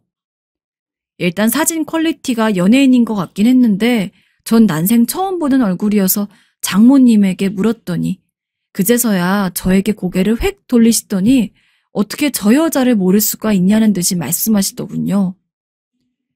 자네는 미스트롯도 안 보나? 송가인이잖아, 송가인. 아, 미스트롯 프로그램에서 송가인이 중노년층 사람들한테 인기가 많다는 건 알고 있었지만 얼굴은 장모님 방에서 처음 알게 됐습니다. 연예인 그 누구도 관심을 안 가지시던 분이 갑자기 벽에다가 송가인 사진을 붙일 정도로 저희도 모르는 새에 송가인한테 푹 빠져 계시더라고요. 뒤늦게 들어온 아내도 방이 이게 다 뭐냐면서 얼떨떨한 표정이었습니다. 그리고 그날 저희는 장모님이 차려주시는 저녁을 먹으면서 송가인이 부른 노래가 무엇인지 처음부터 끝까지 다 들어야 했고 송가인이 얼마나 멋있으며 노래를 잘하는지에 대한 장모님의 열변까지 빠짐없이 귀담아 들어야 했습니다. 그날 아내가 집에 가서는 우리 엄마가 저렇게 뭐 좋아하는 거 처음 봤어. 귀엽다, 귀여워. 라며 웃더군요. 저도 늘 무뚝뚝하고 세상 만사 관심 없어 보이던 장모님이 그렇게 송가인을 좋아하는 걸 보니까 참 신기했습니다. 그러다 문득 다음날 출근길에 좋은 생각이 났습니다. 장모님을 노래교실을 보내드리면 어떨까 싶더라고요. 여보, 요새 장모님 나이대 분들 위해서 노래교실 같은 거 많이 하잖아. 장모님도 그런 거 다니시면 좀 좋아하지 않을까? 그러게. 그거 좋은 생각이다. 마침 요새 미스트롯 인기 많아서 노래교실 같은 거에도 송가인 노래 가르쳐주고 그러는데 꽤 있을 텐데. 맞아. 장모님 그런 거 해드리면 좋아하겠다. 내가 장모님 다닐 만한 노래교실 한번 알아봐 볼게. 그날 이후로 저는 장모님 동네 근처 노래교실 하는 곳을 수소문을 해서 제일 괜찮은 곳에 장모님을 모셔다 드렸습니다. 처음에는 무슨 노래교실이냐면서 언제나와 같이 시큰둥해했습니다. 근데 너무 귀여우신 것이 장모님은 몇 번 다니고 나니 노래교실만큼 재밌는 게 없는지 나중에 슬쩍 아내한테 들어보니까 우리 엄마 노래교실 가는 날이면 아침 6시부터 일어나서 준비한대. 라더군요. 사이로서 장모님한테 효도한 것 같아서 참 뿌듯했습니다. 그렇게 장모님은 노래교실을 거의 1년 넘게 다녔어요. 다니면서 왠지 모르게 장모님 얼굴도 점점 좋아지시는 것 같고 행복해 하시는 게 느껴졌고요. 장모님도 한동안 노래교실을 못 갔던 때가 꽤 있었는데 그때는 정말 금단 현상이 온 것처럼 구실 때도 있었습니다. 아휴, 노래교실 가야 하는데 이걸 어째. 저희가 집에 와 있는데 혼잣말로 저런 이야기를 할 정도였어요. 그런 장모님이 보기 안쓰러워서 어떻게 할까 고민을 하다가 제가 한 가지 묘안을 냈습니다. 요새 집에서도 노래방을 부를 수가 있거든요. 마침 장모님 댁이 주택이기도 하고 주변에 가까운 곳에 사람이 살지를 않는 데다가 방음도 나쁘지가 않아서 제가 블루투스 마이크랑 장모님이 평소 쓰시는 컴퓨터에다가 노래방 플레이어도 깔아드렸습니다. 장모님, 이거 이렇게 하면은 노래 반주 나오거든요? 이거 맞춰서 마이크에 대고 노래 부르시면 점수 측정도 되고 좋아요. 노래교실에 나가실 수 있기 전까지는 아쉽긴 해도 이걸로 노래 부르면서 지내시면 될 것 같아요. 그래? 아이고, 이런 게 다 있어? 제가 직접 마이크도 켜드리고 반주를 틀어서 한 곡 불러드리니 장모님이 얼마나 좋아하시는지. 그 이후로 한동안은 장모님 댁에 가면 저나 아내나 장모님이 좋아하는 트로트 한 곡조를 뽑으면서 함께 놀았습니다. 사실 장모님이 무뚝뚝하긴 해도 사위라고 대면대면하고 깐깐하게 구는 분이 아니었고 어떻게 보면은 진짜 친아들처럼 잘 대해주셨기 때문에 저도 편하게 장모님 댁에서 그렇게 지내고 올 수 있었던 것 같아요. 하지만 장모님은 이상하게 저희 앞에서는 한 번도 노래를 부르지 않으셨어요. 제가 장모님은 왜 노래 안 부르세요? 한 곡 불러주세요. 라고 하면 언제나 부끄럽다고만 이야기를 하셨죠. 아유, 부끄러워. 사위 앞에서. 나중에 실력 쌓아서 불러줄게. 그때는 장모님이 하도 손사래를 치시길래 노래를 꼭 들어야 하는 것도 아닌 만큼 그냥 그런가 보다 하고서 저랑 아내만 열심히 노래를 불렀습니다. 장모님 댁에만 다녀오면 목이 쉴 정도였어요. 그래도 장모님이 꾸준히 노래교실에 나갈 수 있어서 저희도 좀 더 편하게 장모님이 노래교실에서 즐겁게 시간을 보내시는 걸 지켜볼 수 있었죠. 그러던 어느 날이었습니다. 정확히 3개월 정도 전이었던 것 같아요. 퇴근하고 들어온 아내가 헐레벌떡 저에게 오더니 오빠, 미치겠어. 엄마 가수 할 거래. 제2의 김연자, 송가인이 될 거라면서 지금 음반 내겠다고 난리야. 라고 하더라고요. 뭐라고? 연예인을 하시겠다고? 송가인이야 장모님한테 들어서 알고 있었다만 김연자는 또 누군지. 검색을 해보니까 아모르 파티 노래 정도는 저도 들어봤더라고요. 아무튼 아내가 그렇게까지 열을 내면서 저에게 이야기를 하는데 요새 노래교실 잘 다니신다는 건 알고 있었지만 갑자기 왜 음반인지 어리둥절했습니다. 게다가 저는 장모님이 부르는 노래를 한 번도 듣지 못했지만 아내 말로는 장모님이 노래를 못하는 편이라고 했거든요. 장모님 노래 못 부른다고 하시지 않았어? 아니 뭐 그래 못 불러도 음반은 낸다고 치는데 갑자기 무슨 바람이 불어서는. 엄마가 노래교실에서 실력이 엄청 늘었나 봐. 사람들이 음반 내라고 난리래. 게다가 그 수강생 중에 무슨 사장이 있는데 그 사장이 엄마가 음반 내면 무조건 성공한다고 그랬다나? 아무튼 그것 때문인지 엄마가 음반 내는데 5천만 원이면 된다고 나한테 빌려달라고 하는 중이야. 성공해서 갚겠다고. 5천만 원을? 아내도 노래교실 다니기 이전에 장모님 노래만 들어봤지 그 이후에는 한 번도 들어본 적이 없길래 뭔가 긴가민가 눈치더라고요. 저는 솔직히 많이 회의적이었습니다.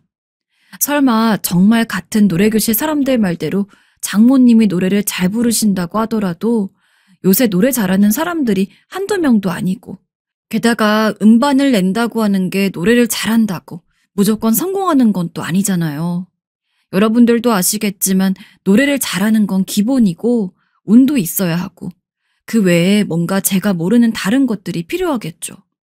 게다가 안타깝지만 무엇보다도 저나 아내나 장모님 음반을 내드릴 만한 큰 돈이 없었습니다.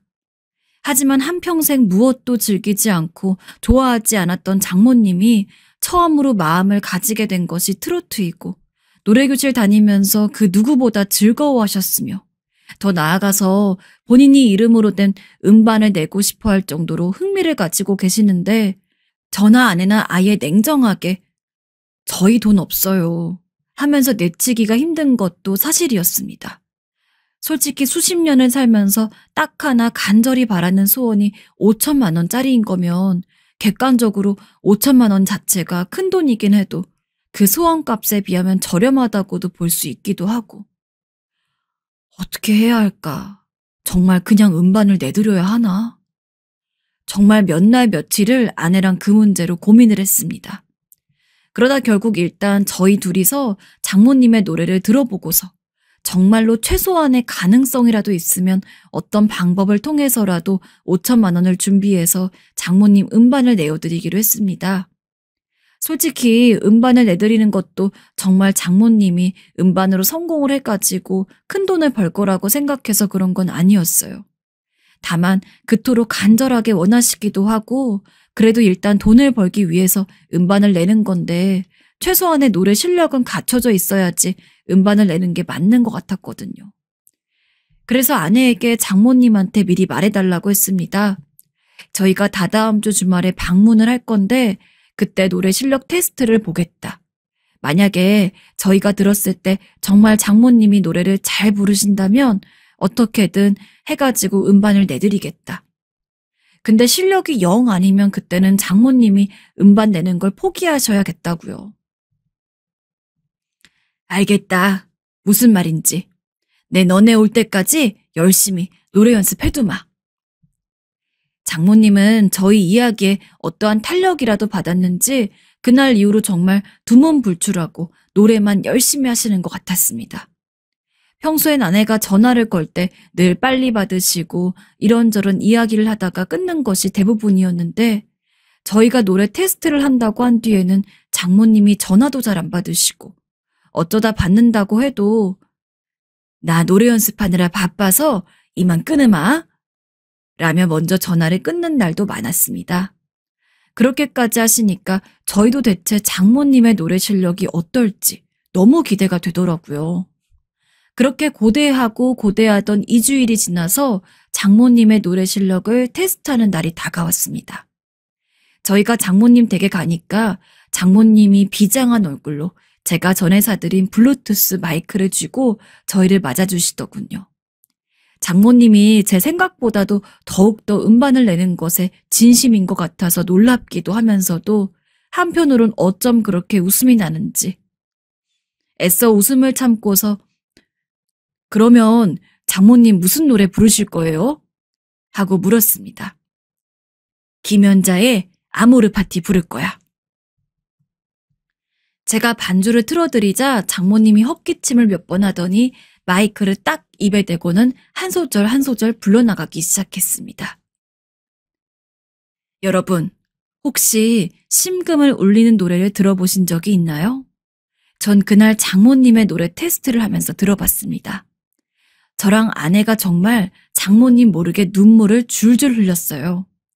그만큼 잘 불러서 감동을 받아 그랬냐고요? 아니요. 상상 이상으로 너무 못 불러서 웃겨가지고 눈물이 나왔습니다.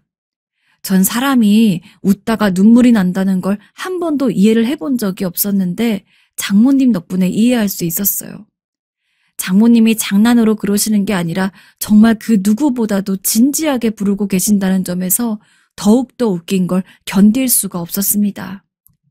제가 잘은 몰라도 무대 매너만큼은 어지간한 가수 뺨칠 정도로 저희 장모님이 대단하셨습니다. 노래가 클라이막스로 갈수록 장모님은 더욱더 흥에 취해서 눈까지 지그시 감고 고개를 막 꺾어가며 심취해서 노래를 부르고 계셨고, 그러면 그럴수록 저와 아내는 졸지에 팔자에도 없는 웃음 참기 대회라도 출전한 것 같았습니다. 빰빰빰 클라이막스 직전 특유의 반주가 흐르고 장모님이 아모르 파티라고 크게 외치면서 덩실덩실 춤까지 추시는데 결국 저는 더 이상 장모님을 쳐다보지 못하고 고개를 돌려 웃었습니다. 진짜 음정 박자가 처음부터 끝까지 하나 맞는 게 없고 고음도 잘 못하셔서 매 소절마다 삑사리가 나는데 참 듣기 힘든 와중에도 장모님의 무대 매너가 너무 웃기더라고요. 장모님은 노래를 부르느라 저랑 아내가 본인 노래에 그렇게까지 웃음을 터뜨렸는지 전혀 모르는 상태로 결국 끝까지 완창을 하셨습니다. 어때? 괜찮지 않니? 솔직히 노래를 듣는 중에는 장모님이 너무 못하다 보니까 그냥 음반 낸다는 것도 장난으로 하신 이야기인가 순간 그런 생각이 들었습니다. 하지만 노래를 끝난 뒤 보인 장모님의 표정은 정말로 자신의 노래에 무척이나 만족을 했고 진짜 스스로가 잘 부른다고 생각을 하는 느낌이었죠. 마치 장모님은 TV 오디션 프로그램에 참가자, 저와 아내는 심사위원이 된 듯한 분위기였습니다.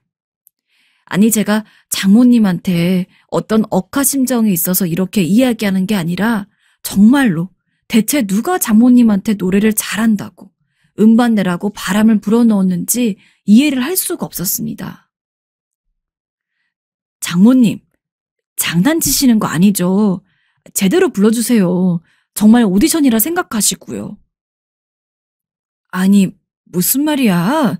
제대로 불렀는데 괜찮지 않았어?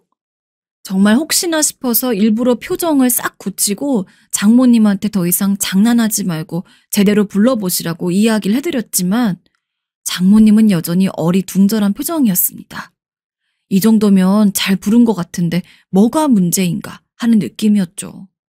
저랑 아내랑 둘 다 대체 장모님에게 어떤 식으로 말을 해야 할지 그 짧은 시간 내에 정말 말을 고르고 또 골랐습니다. 하지만 아무리 생각해도 음반까지 내기로 마음을 먹으신 이상 쓸쓸하지만 누구보다도 냉철하게 현실을 알려드려야겠다고 생각을 했습니다. 그래서 제가 총대를 맸습니다.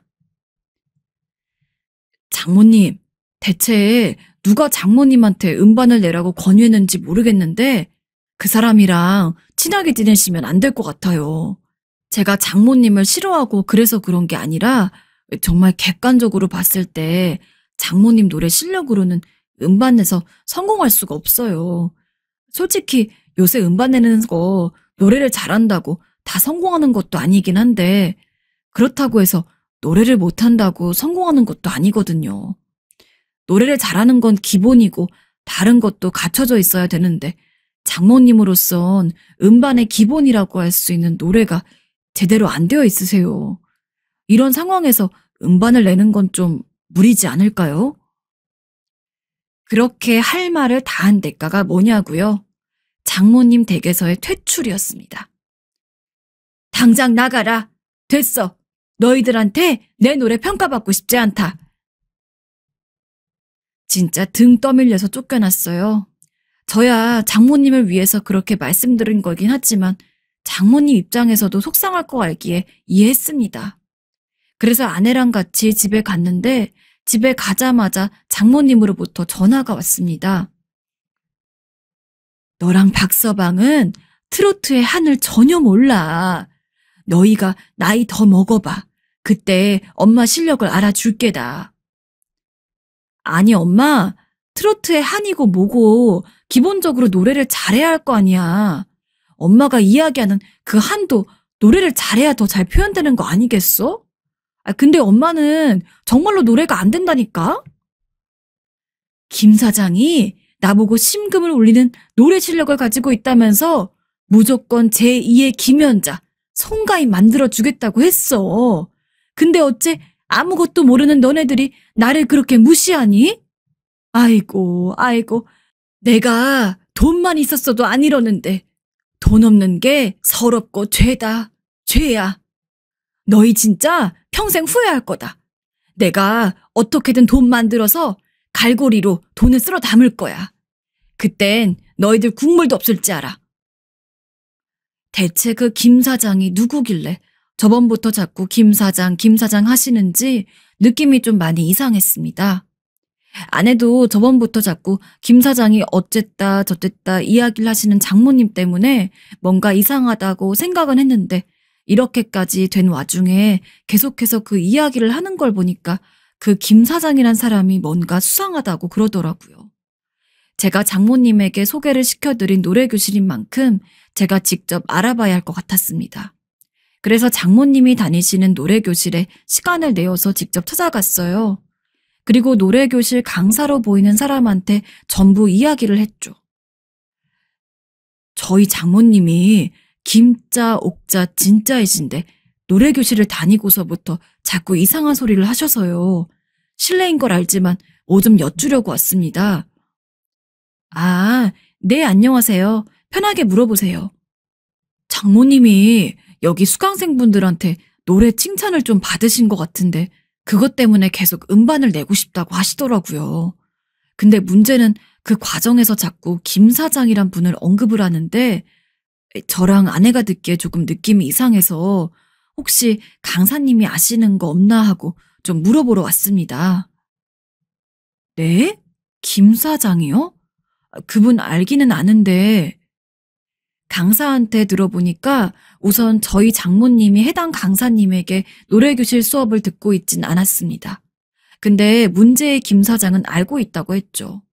원래 그 강사님한테 노래교실을 수강하고 있던 사람인데 그 사람이 사기꾼이어서 매번 노래교실을 다니다가 조금 속여먹기 좋은 사람, 한마디로 호구 같은 사람을 보면 무조건 노래 잘한다고 띄워준 다음에 자기한테 5천만 원만 맡기면 음반 싹 만들어서 데뷔시켜줄 수 있다며 나이 드신 분들을 꼬드기는 사람이라고 했습니다.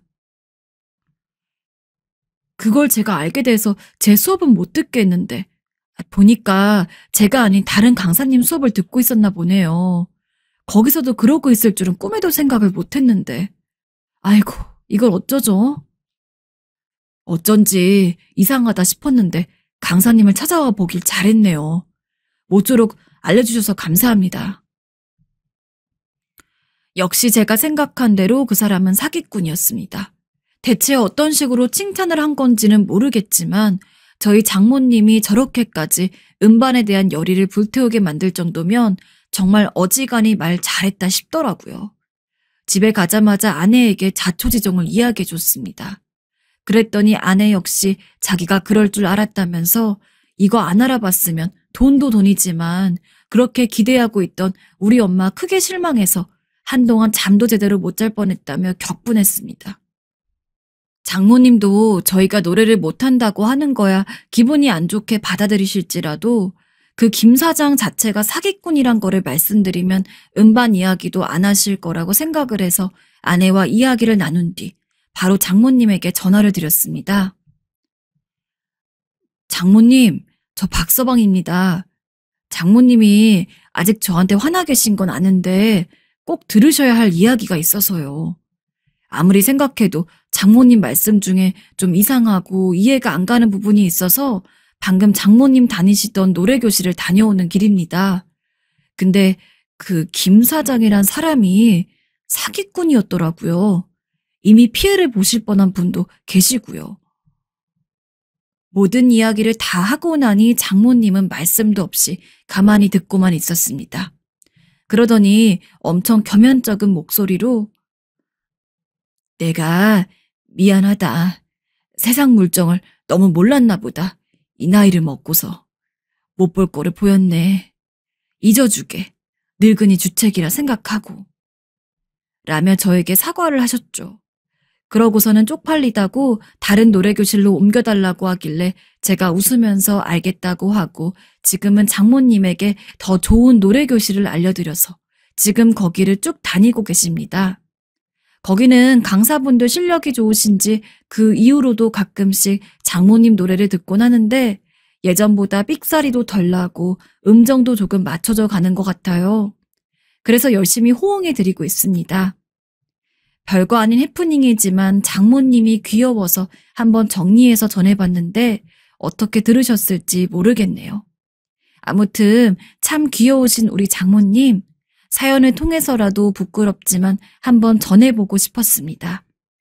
혼자인 여자 몸으로 아내 길러주시느라 참 존경스럽고 고생 많으셨고 사위인 저를 잘 챙겨주셔서 늘 감사합니다. 사랑합니다, 장모님. 안녕하세요. 저에게 정말 기적 같은 일이 생겨서 여러분들과 공유하려 이렇게 사연을 보냅니다. 살면서 나한테는 한 번도 일어날 거라고 생각하지 않았던 일이 발생했을 때 여러분들은 어떤 마음이 드셨나요? 저는 그저 너무 막막하고 이 상황을 믿을 수가 없어서 현실 도피를 하려고 여러 번 시도를 했던 것 같습니다. 나름대로 평생을 함께 할 수 있을 거라고 생각을 했고 사랑했다고 여겼던 남편이 하루아침에 싸늘한 시신이 되었던 날, 아직 돌도 채 되지 않은 아들을 안고서 장례식이 치러지는 3일 동안 하루도 빠짐없이 눈물만 흘렸습니다. 그때는 그럴 수밖에 없었습니다. 불과 남편이 죽기 전날까지만 해도 내일은 주말이니까 오랜만에 우리 민우 데리고 소풍이나 가자 하고서 언제나와 같은 일상을 약속했던 참이었습니다. 그런데 어떻게 이렇게 한순간에 떠날 수가 있는지. 남편의 사이는 심장마비였습니다. 평소 운동도 꾸준히 하고 건강관리를 철저히 했던 남편인지라 전 살면서 제가 먼저 죽을 일은 있어도 남편이 저와 아들을 두고 먼저 떠날 것이라는 생각은 단 한 번도 한 적이 없습니다. 주말이 되면 남편은 늘 근처 산이나 약수터로 운동을 나갔고 가끔은 늦잠을 자고 있는 저를 깨워서 당신도 같이 나가자 라며 운동에 데려가곤 했습니다. 그때는 그게 너무 귀찮고 싫었는데 지금은 몇백 번을 데려가도 괜찮으니까 그저 남편이 살아만 있으면 너무 좋을 것 같아요. 살면서 딱히 행복하단 생각은 별로 해본 적이 없는데 유일하게 그래도 지금껏 나쁘지 않게 살아왔구나. 나 제법 행복하구나 라고 느꼈던 순간이 바로 남편과 결혼했을 때였습니다. 크게 가부장적이지도 않고 평소 성격은 살짝 무뚝뚝했지만 그래도 아내인 저한테는 꽤나 다정한 남편이었습니다. 특히 무엇보다도 남편은 시어머니의 횡포로부터 저를 언제나 막아주었죠. 시어머니는 제가 처음 남편과 결혼을 하기로 약속을 했던 순간부터 저를 굉장히 안이꼽게 보시는 분이었습니다. 우리 아들이 3대 독자인데 기껏해야 너 같은 여자랑 결혼해선 되겠어? 제가 실제로 면전에서 들었던 말입니다.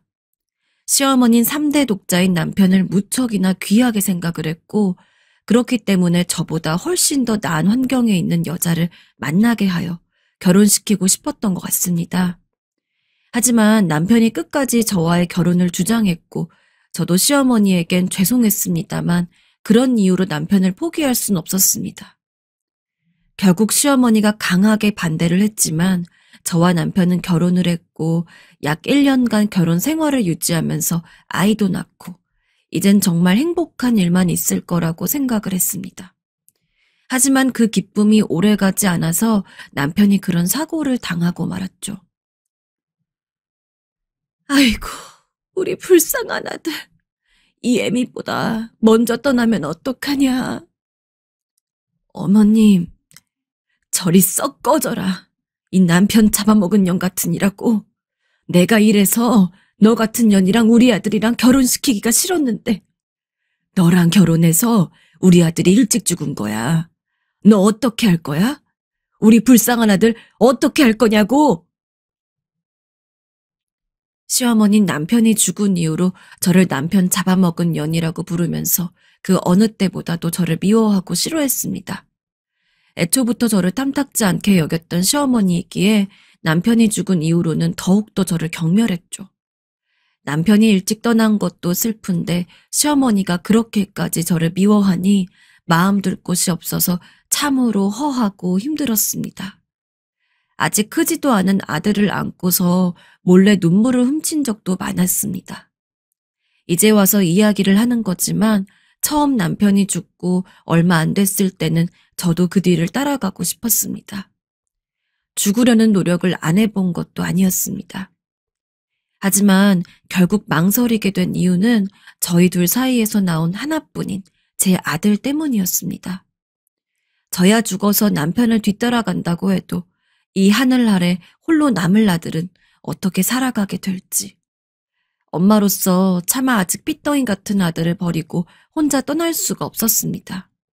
그래서 이를 악물고 살기 위해 노력을 했습니다. 그나마 시어머니가 매일같이 구박을 하는데도 불구하고 버틸 수 있었던 것은 시아버지 덕분이라고 봐도 무방합니다. 시아버지는 옛날 분 같지 않게 며느리를 엄청 챙겨주시는 편이었습니다. 남편을 잃고 시어머니에게 그렇게 모진 말을 들으며 모욕을 당할 때 당신 그만 좀 해. 우리 아들 죽은 거에 며느리가 무슨 잘못이 있다고 저 애를 탓해. 우리도 아들 잃어서 슬프지만 쟤도 자기 지아비를 잃었는데 어떻게 슬프지가 않겠어. 서로 보듬고 살아도 모자랄 판에 이러면 돼? 라며 언제나 시어머니로부터 저를 보호하려고 노력했습니다. 결혼할 때도 사실 시어머니가 계속해서 반대를 했으면 아무리 저희가 원했다고 하더라도 결혼하지 못했을 겁니다. 하지만 시아버지가 저를 보고 너무 착하고 순해 보인다면서 우리 아들이 좋아하는 여자인데 당연히 허락해야 하지 않겠어? 라며 저희 결혼을 적극 지지해 주셨기 때문에 저희 역시 결혼을 할 수 있었다고 생각을 합니다. 시어머니 때문에 시댁에서 쭉 사는 것은 지옥 같았습니다. 그렇다고 해서 제가 능력이 있는 것도 아니고 아직 한참 어린 아들을 데리고 혼자 나가서 살기도 힘들었습니다. 그때 저를 구해주신 것도 시아버지랍니다. 여전히 그날을 잊을 수가 없어요. 평소 시아버지가 저희 아들이랑도 잘 놀아주시고 같은 집에 있으면서도 제 방에 자주 와서는 안부를 자주 물으시곤 했는데 그날따라 어쩐지 비장한 표정으로 제 방에 오시더라고요. 아버님, 어쩐 일이세요? 아가야, 여기서 살기 너무 힘들지? 미안하다. 참 내가 너한테 면목이 없구나. 평소에도 저를 안쓰럽게 여기시면서 알게 모르게 저를 챙겨주시던 시아버지였지만 어쩐지 그날따라 저한테 그렇게 묻는 게 느낌이 다르더라고요. 시어머니 때문에 시댁에서 사는 게 불편했던 건 맞지만 시아버진 아무 잘못이 없기도 하고 차마 그 앞에서 시어머니 때문에 조금 불편하고 힘들다고 솔직히 얘기할 수도 없는 상황이라 그냥 애매하게 웃어 보였습니다. 그랬더니 시아버지가 제 방에 들어올 때부터 쥐고 있던 뒷짐을 풀더니 한 손에 든 하얀색 봉투를 저에게 넘겨주셨죠. 겉으로만 봐도 두께가 두둑해 보였습니다. 이게 뭐예요, 아버님? 열어보거라. 시아버지 말씀에 따라 봉투를 열자 그 안에서는 현금으로 500만 원이 나왔습니다. 지금이야 500만 원이 혼자 나가 살기 여유 있는 돈이 아니라고 할지라도 다른 사람도 아닌 시아버지가 며느리한테 그냥 주기에는 당연히 큰 돈인데 그 당시에는 500만 원의 가치가 지금보다 훨씬 더 귀했습니다. 왜 갑자기 나한테 이렇게 큰 돈을 주시나 싶어서 얼떨떨해하고 있는데 죽은 우리 아들 때문에 여기 붙잡혀 있지 말고 너도 얼른 네 살 길 찾아 나가라. 그게 내가 바라는 거다. 라고 하시더군요. 또 하나 바라는 게 있다면 염치는 없다만 네 시험이 너무 미워하지 말아라. 저렇게 냉정하게 이야기를 해도 너를 그렇게까지 진심으로 싫어하는 건 아닐 게다. 그래도 하나뿐인 며느리고 우리 아들이 그렇게나 좋아하는 여자인데 지금 저렇게 구는 것도 아들 죽은 슬픔을 못 이겨서 저러는 거니까 그냥 아가니가 너그럽게 생각하고 넘어가 주려무나. 시아버지가 주신 500만 원을 들고 말씀하신 이야기를 듣고 있는데 들으면서도 이 상황이 믿기지가 않았습니다. 정말 시아버지가 나에게 주신 게 이 500만 원이 맞는지, 내가 꿈이라도 꾸고 있는 건 아닌지.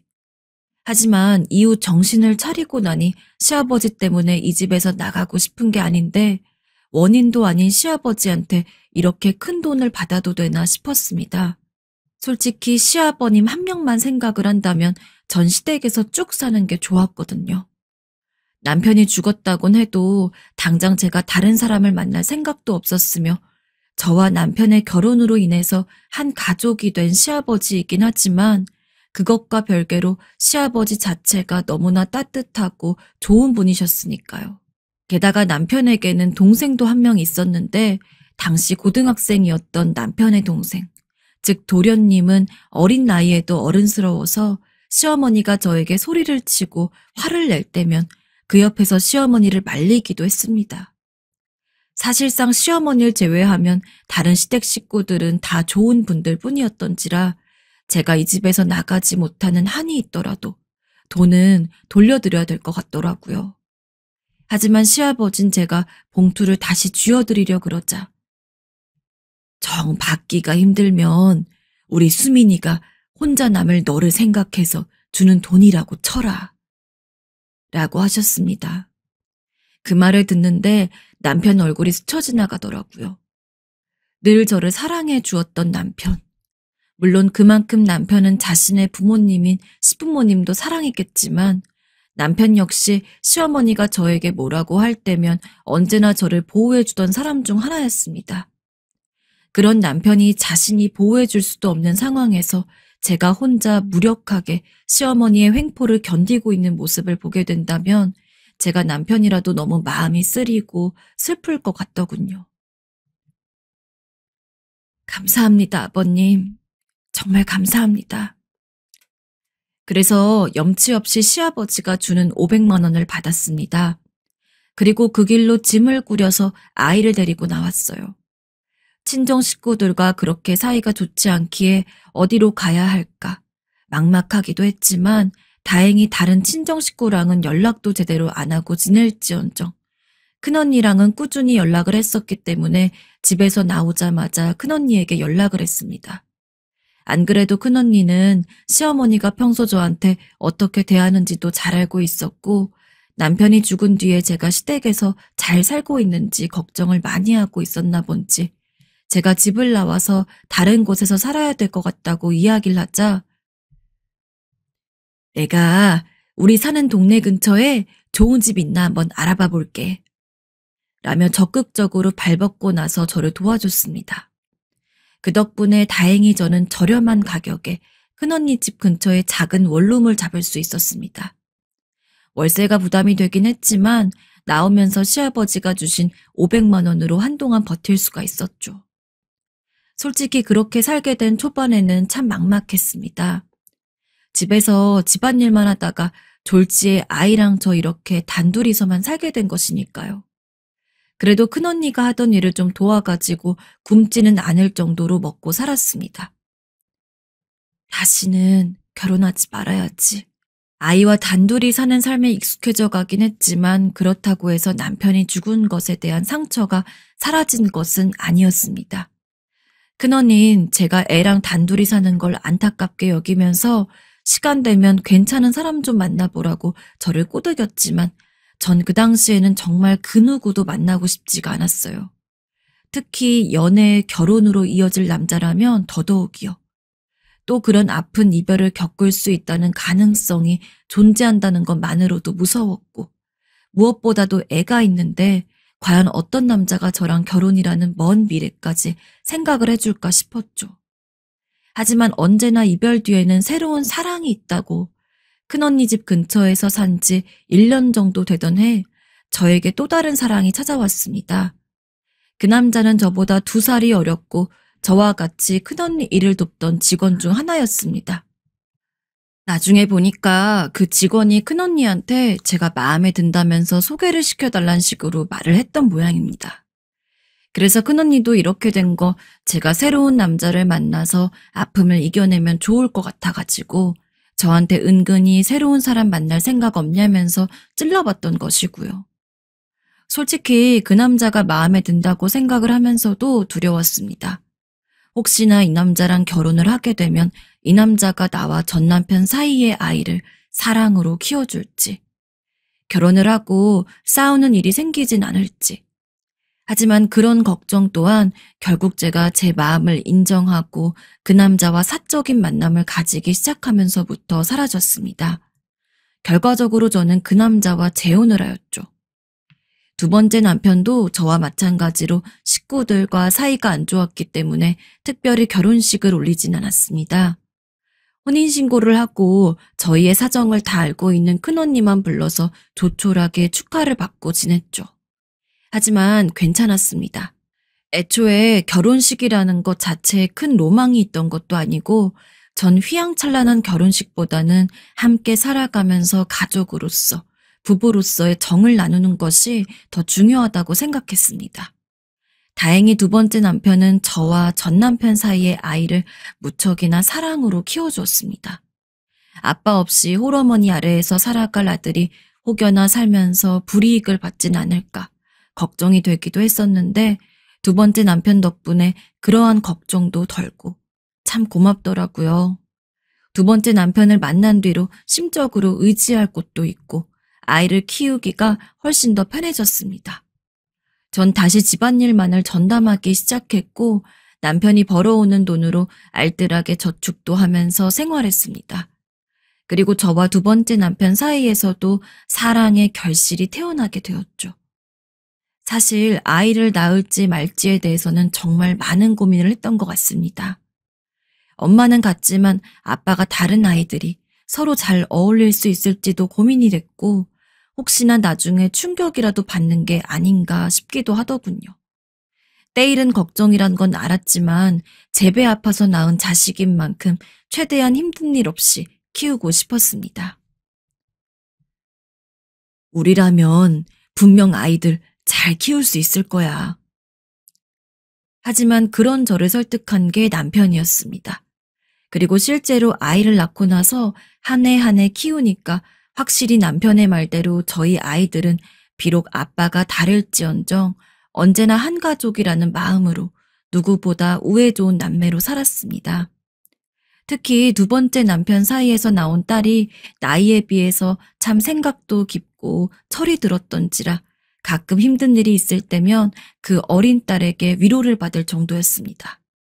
그렇게 저는 다시 한번 새로운 남편과 함께 이제는 정말 어떠한 나쁜 일도 없이 내 가족에서 웃음꽃을 피운 채로 행복하게 살 날들만을 꿈꿨습니다. 하지만 이게 무슨 운명의 장난 같은 일인지 아들이 고등학생, 딸이 중학생이 되던 해 믿기지 않을 소식이 들려왔습니다. 많이 힘들어하고 계세요. 손이라도 잡아주세요. 의사분이 처참한 몰골로 겨우 숨을 쉬고 있는 남편 옆에서 한 말입니다. 병원에 도착해보니 이미 남편은 거의 세상을 떠나기 직전이었고 전 할 수 있는 말이 없어 남편의 이름만 불렀습니다. 그렇게 남편이 공사 현장에서의 사고로 갑작스럽게 세상을 떠났습니다. 장례식을 치르면서도 정말 아무런 생각도 들지 않더라고요. 한참을 멍하니 눈물도 안 흘리고 조문객들을 맞이하는데 문득 이전 시어머니가 생각이 나더군요. 남편 잡아먹은 년이라던 그 말이죠. 그때는 참 시어머니도 말도 안 되는 이야기를 가지고 나한테 뭐라고 하신다고 힘들고 서운해하고 속상해하고 그랬는데 두 번째 결혼까지 이렇게 남편이 먼저 죽게 되니까 정말 시어머니 말이 진짜였나 싶더라고요. 순간 소름이 돋았습니다. 다시는 없을 거라고 생각했던 남편의 장례식을 한 번 더 치르고 어쩐지 그때 저는 정말 갈 때까지 갔다는 느낌이었습니다. 나같이 불쌍한 년이 있을까? 내가 도대체 전생에 무슨 죄를 지었길래 이런 고통을 주시나? 정말 하늘에 대고 수없이 원망을 했고 이젠 정말로 누군가를 만나지 않은 채 그저 저 하나만 바라보고 있을 두 아이를 위해서 이것저것 안 해본 일 없이 힘들게 애들을 키우기로 했습니다. 엄마, 우리가 열심히 살아야 아빠도 슬퍼하지 않을 거야.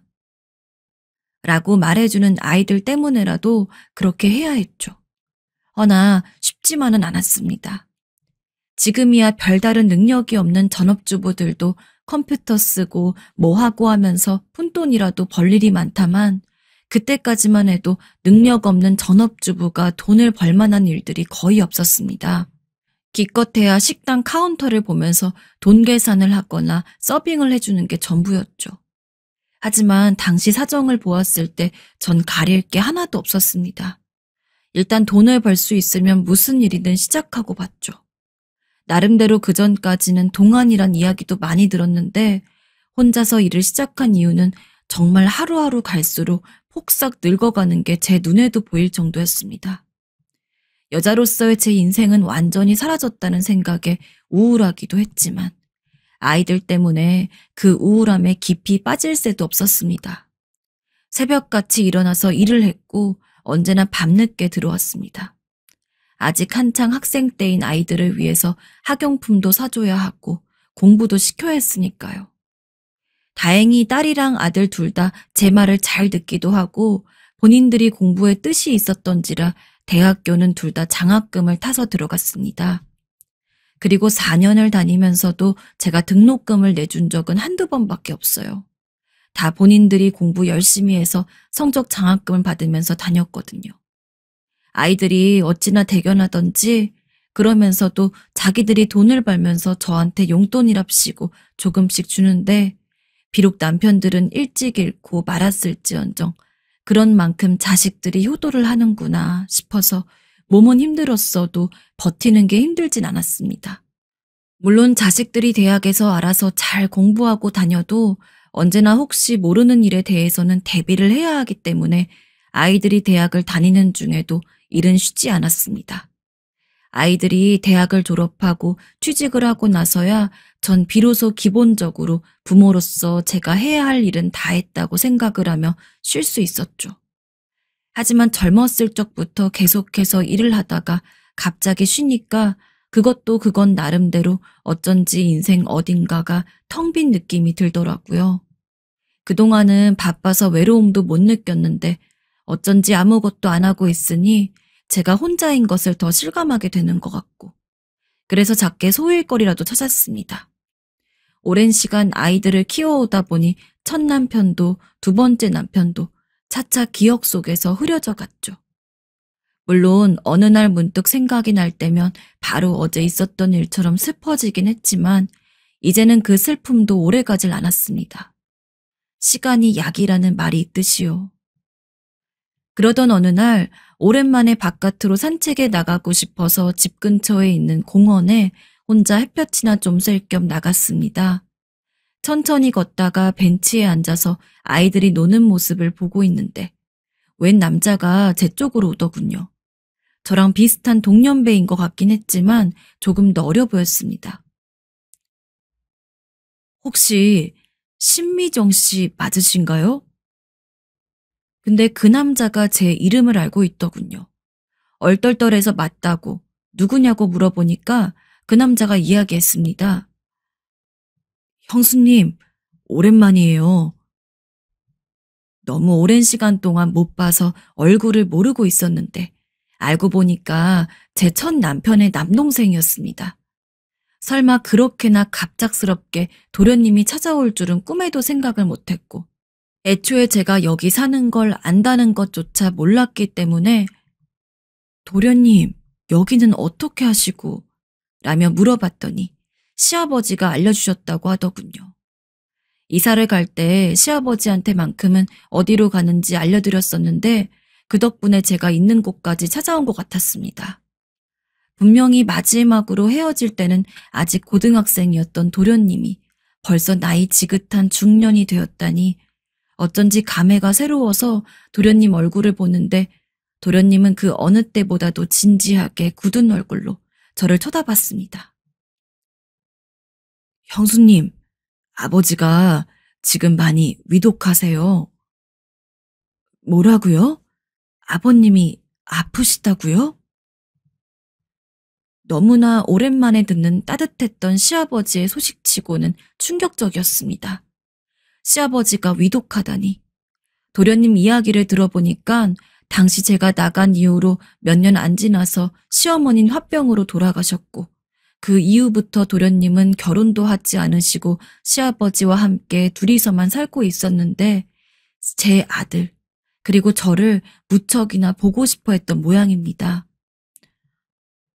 우리 며느리랑 손주 한 번만 보고 죽으면 소원이 없겠는데. 시아버지가 제가 살고 있던 곳을 모르는 것도 아니고 시아버지라면 언제든지 찾아오셔도 됐었는데 왜 오지 않으셨을까 하고 궁금했습니다. 도련님도 저와 똑같이 생각을 했던 모양입니다.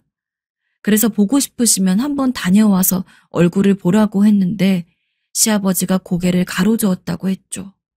이유는 바로 저의 재혼 때문이었습니다. 이제 우리 집 며느리도 아닌걸.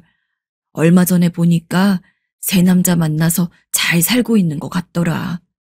그런 집안에 갑자기 이전 시아버지라고 찾아오면 걔가 얼마나 당황스럽겠니? 며느리랑 손주 보고 싶은 거야 내 욕심인데 내가 참아야지. 정말 이야기를 듣는 내내 저도 모르게 눈물이 줄줄 흘렀습니다. 시아버진 재혼한 저희 가족에 끼어들면 안 된다는 생각에 늘 먼발치에서 아주 가끔 저랑 아들 소식을 들으면서 저희가 잘 지낸다는 이야기에 위안만을 얻고 저희를 보고 싶은 마음을 꾹꾹 눌러 참고 있었던 겁니다. 그냥 한번 찾아오셔도 될걸. 그리고 당장 언제 돌아가셔도 이상하지가 않을 만큼 위독한 지금 시아버지가 마지막 소원으로 이야기한 것이 저와 아들을 보는 거였다고 합니다. 그 때문에 도련님이 저를 찾아왔다고 했고요. 그 이야기를 듣자마자 아들을 데리고 바로 다음날 도련님이 알려준 병원에 찾아가서 시아버지를 뵈러 갔습니다. 제가 처음 시댁을 나올 때만 해도 이렇게까지 나이가 들어 계시진 않았는데 기력이 쇠한 채 누워있는 시아버지를 보니까 다시 한번 눈물이 울컥거리는 걸 간신히 참아 넘겼습니다. 아버님, 저 왔어요. 누워 계시던 시아버지가 저와 아들을 보더니 눈가에 눈물을 글썽거리시면서 너무 고맙다고, 그저 고맙다고 하며 엉엉 우는데 저는 그 앞에서 아무 말도 하지 못했습니다. 제가 집에 가기 직전까지 그렇게 제 손을 붙잡고서 시아버진 이야기를 했습니다. 경기도 외곽에 땅이 하나 있는데 그걸 넘겨주겠다면서요. 아니에요. 제가 그걸 어떻게 받아요. 괜찮아요, 아버님. 남편도 없이 자식 하나 키우는 게 참 힘들었을 텐데 너무 고생했다.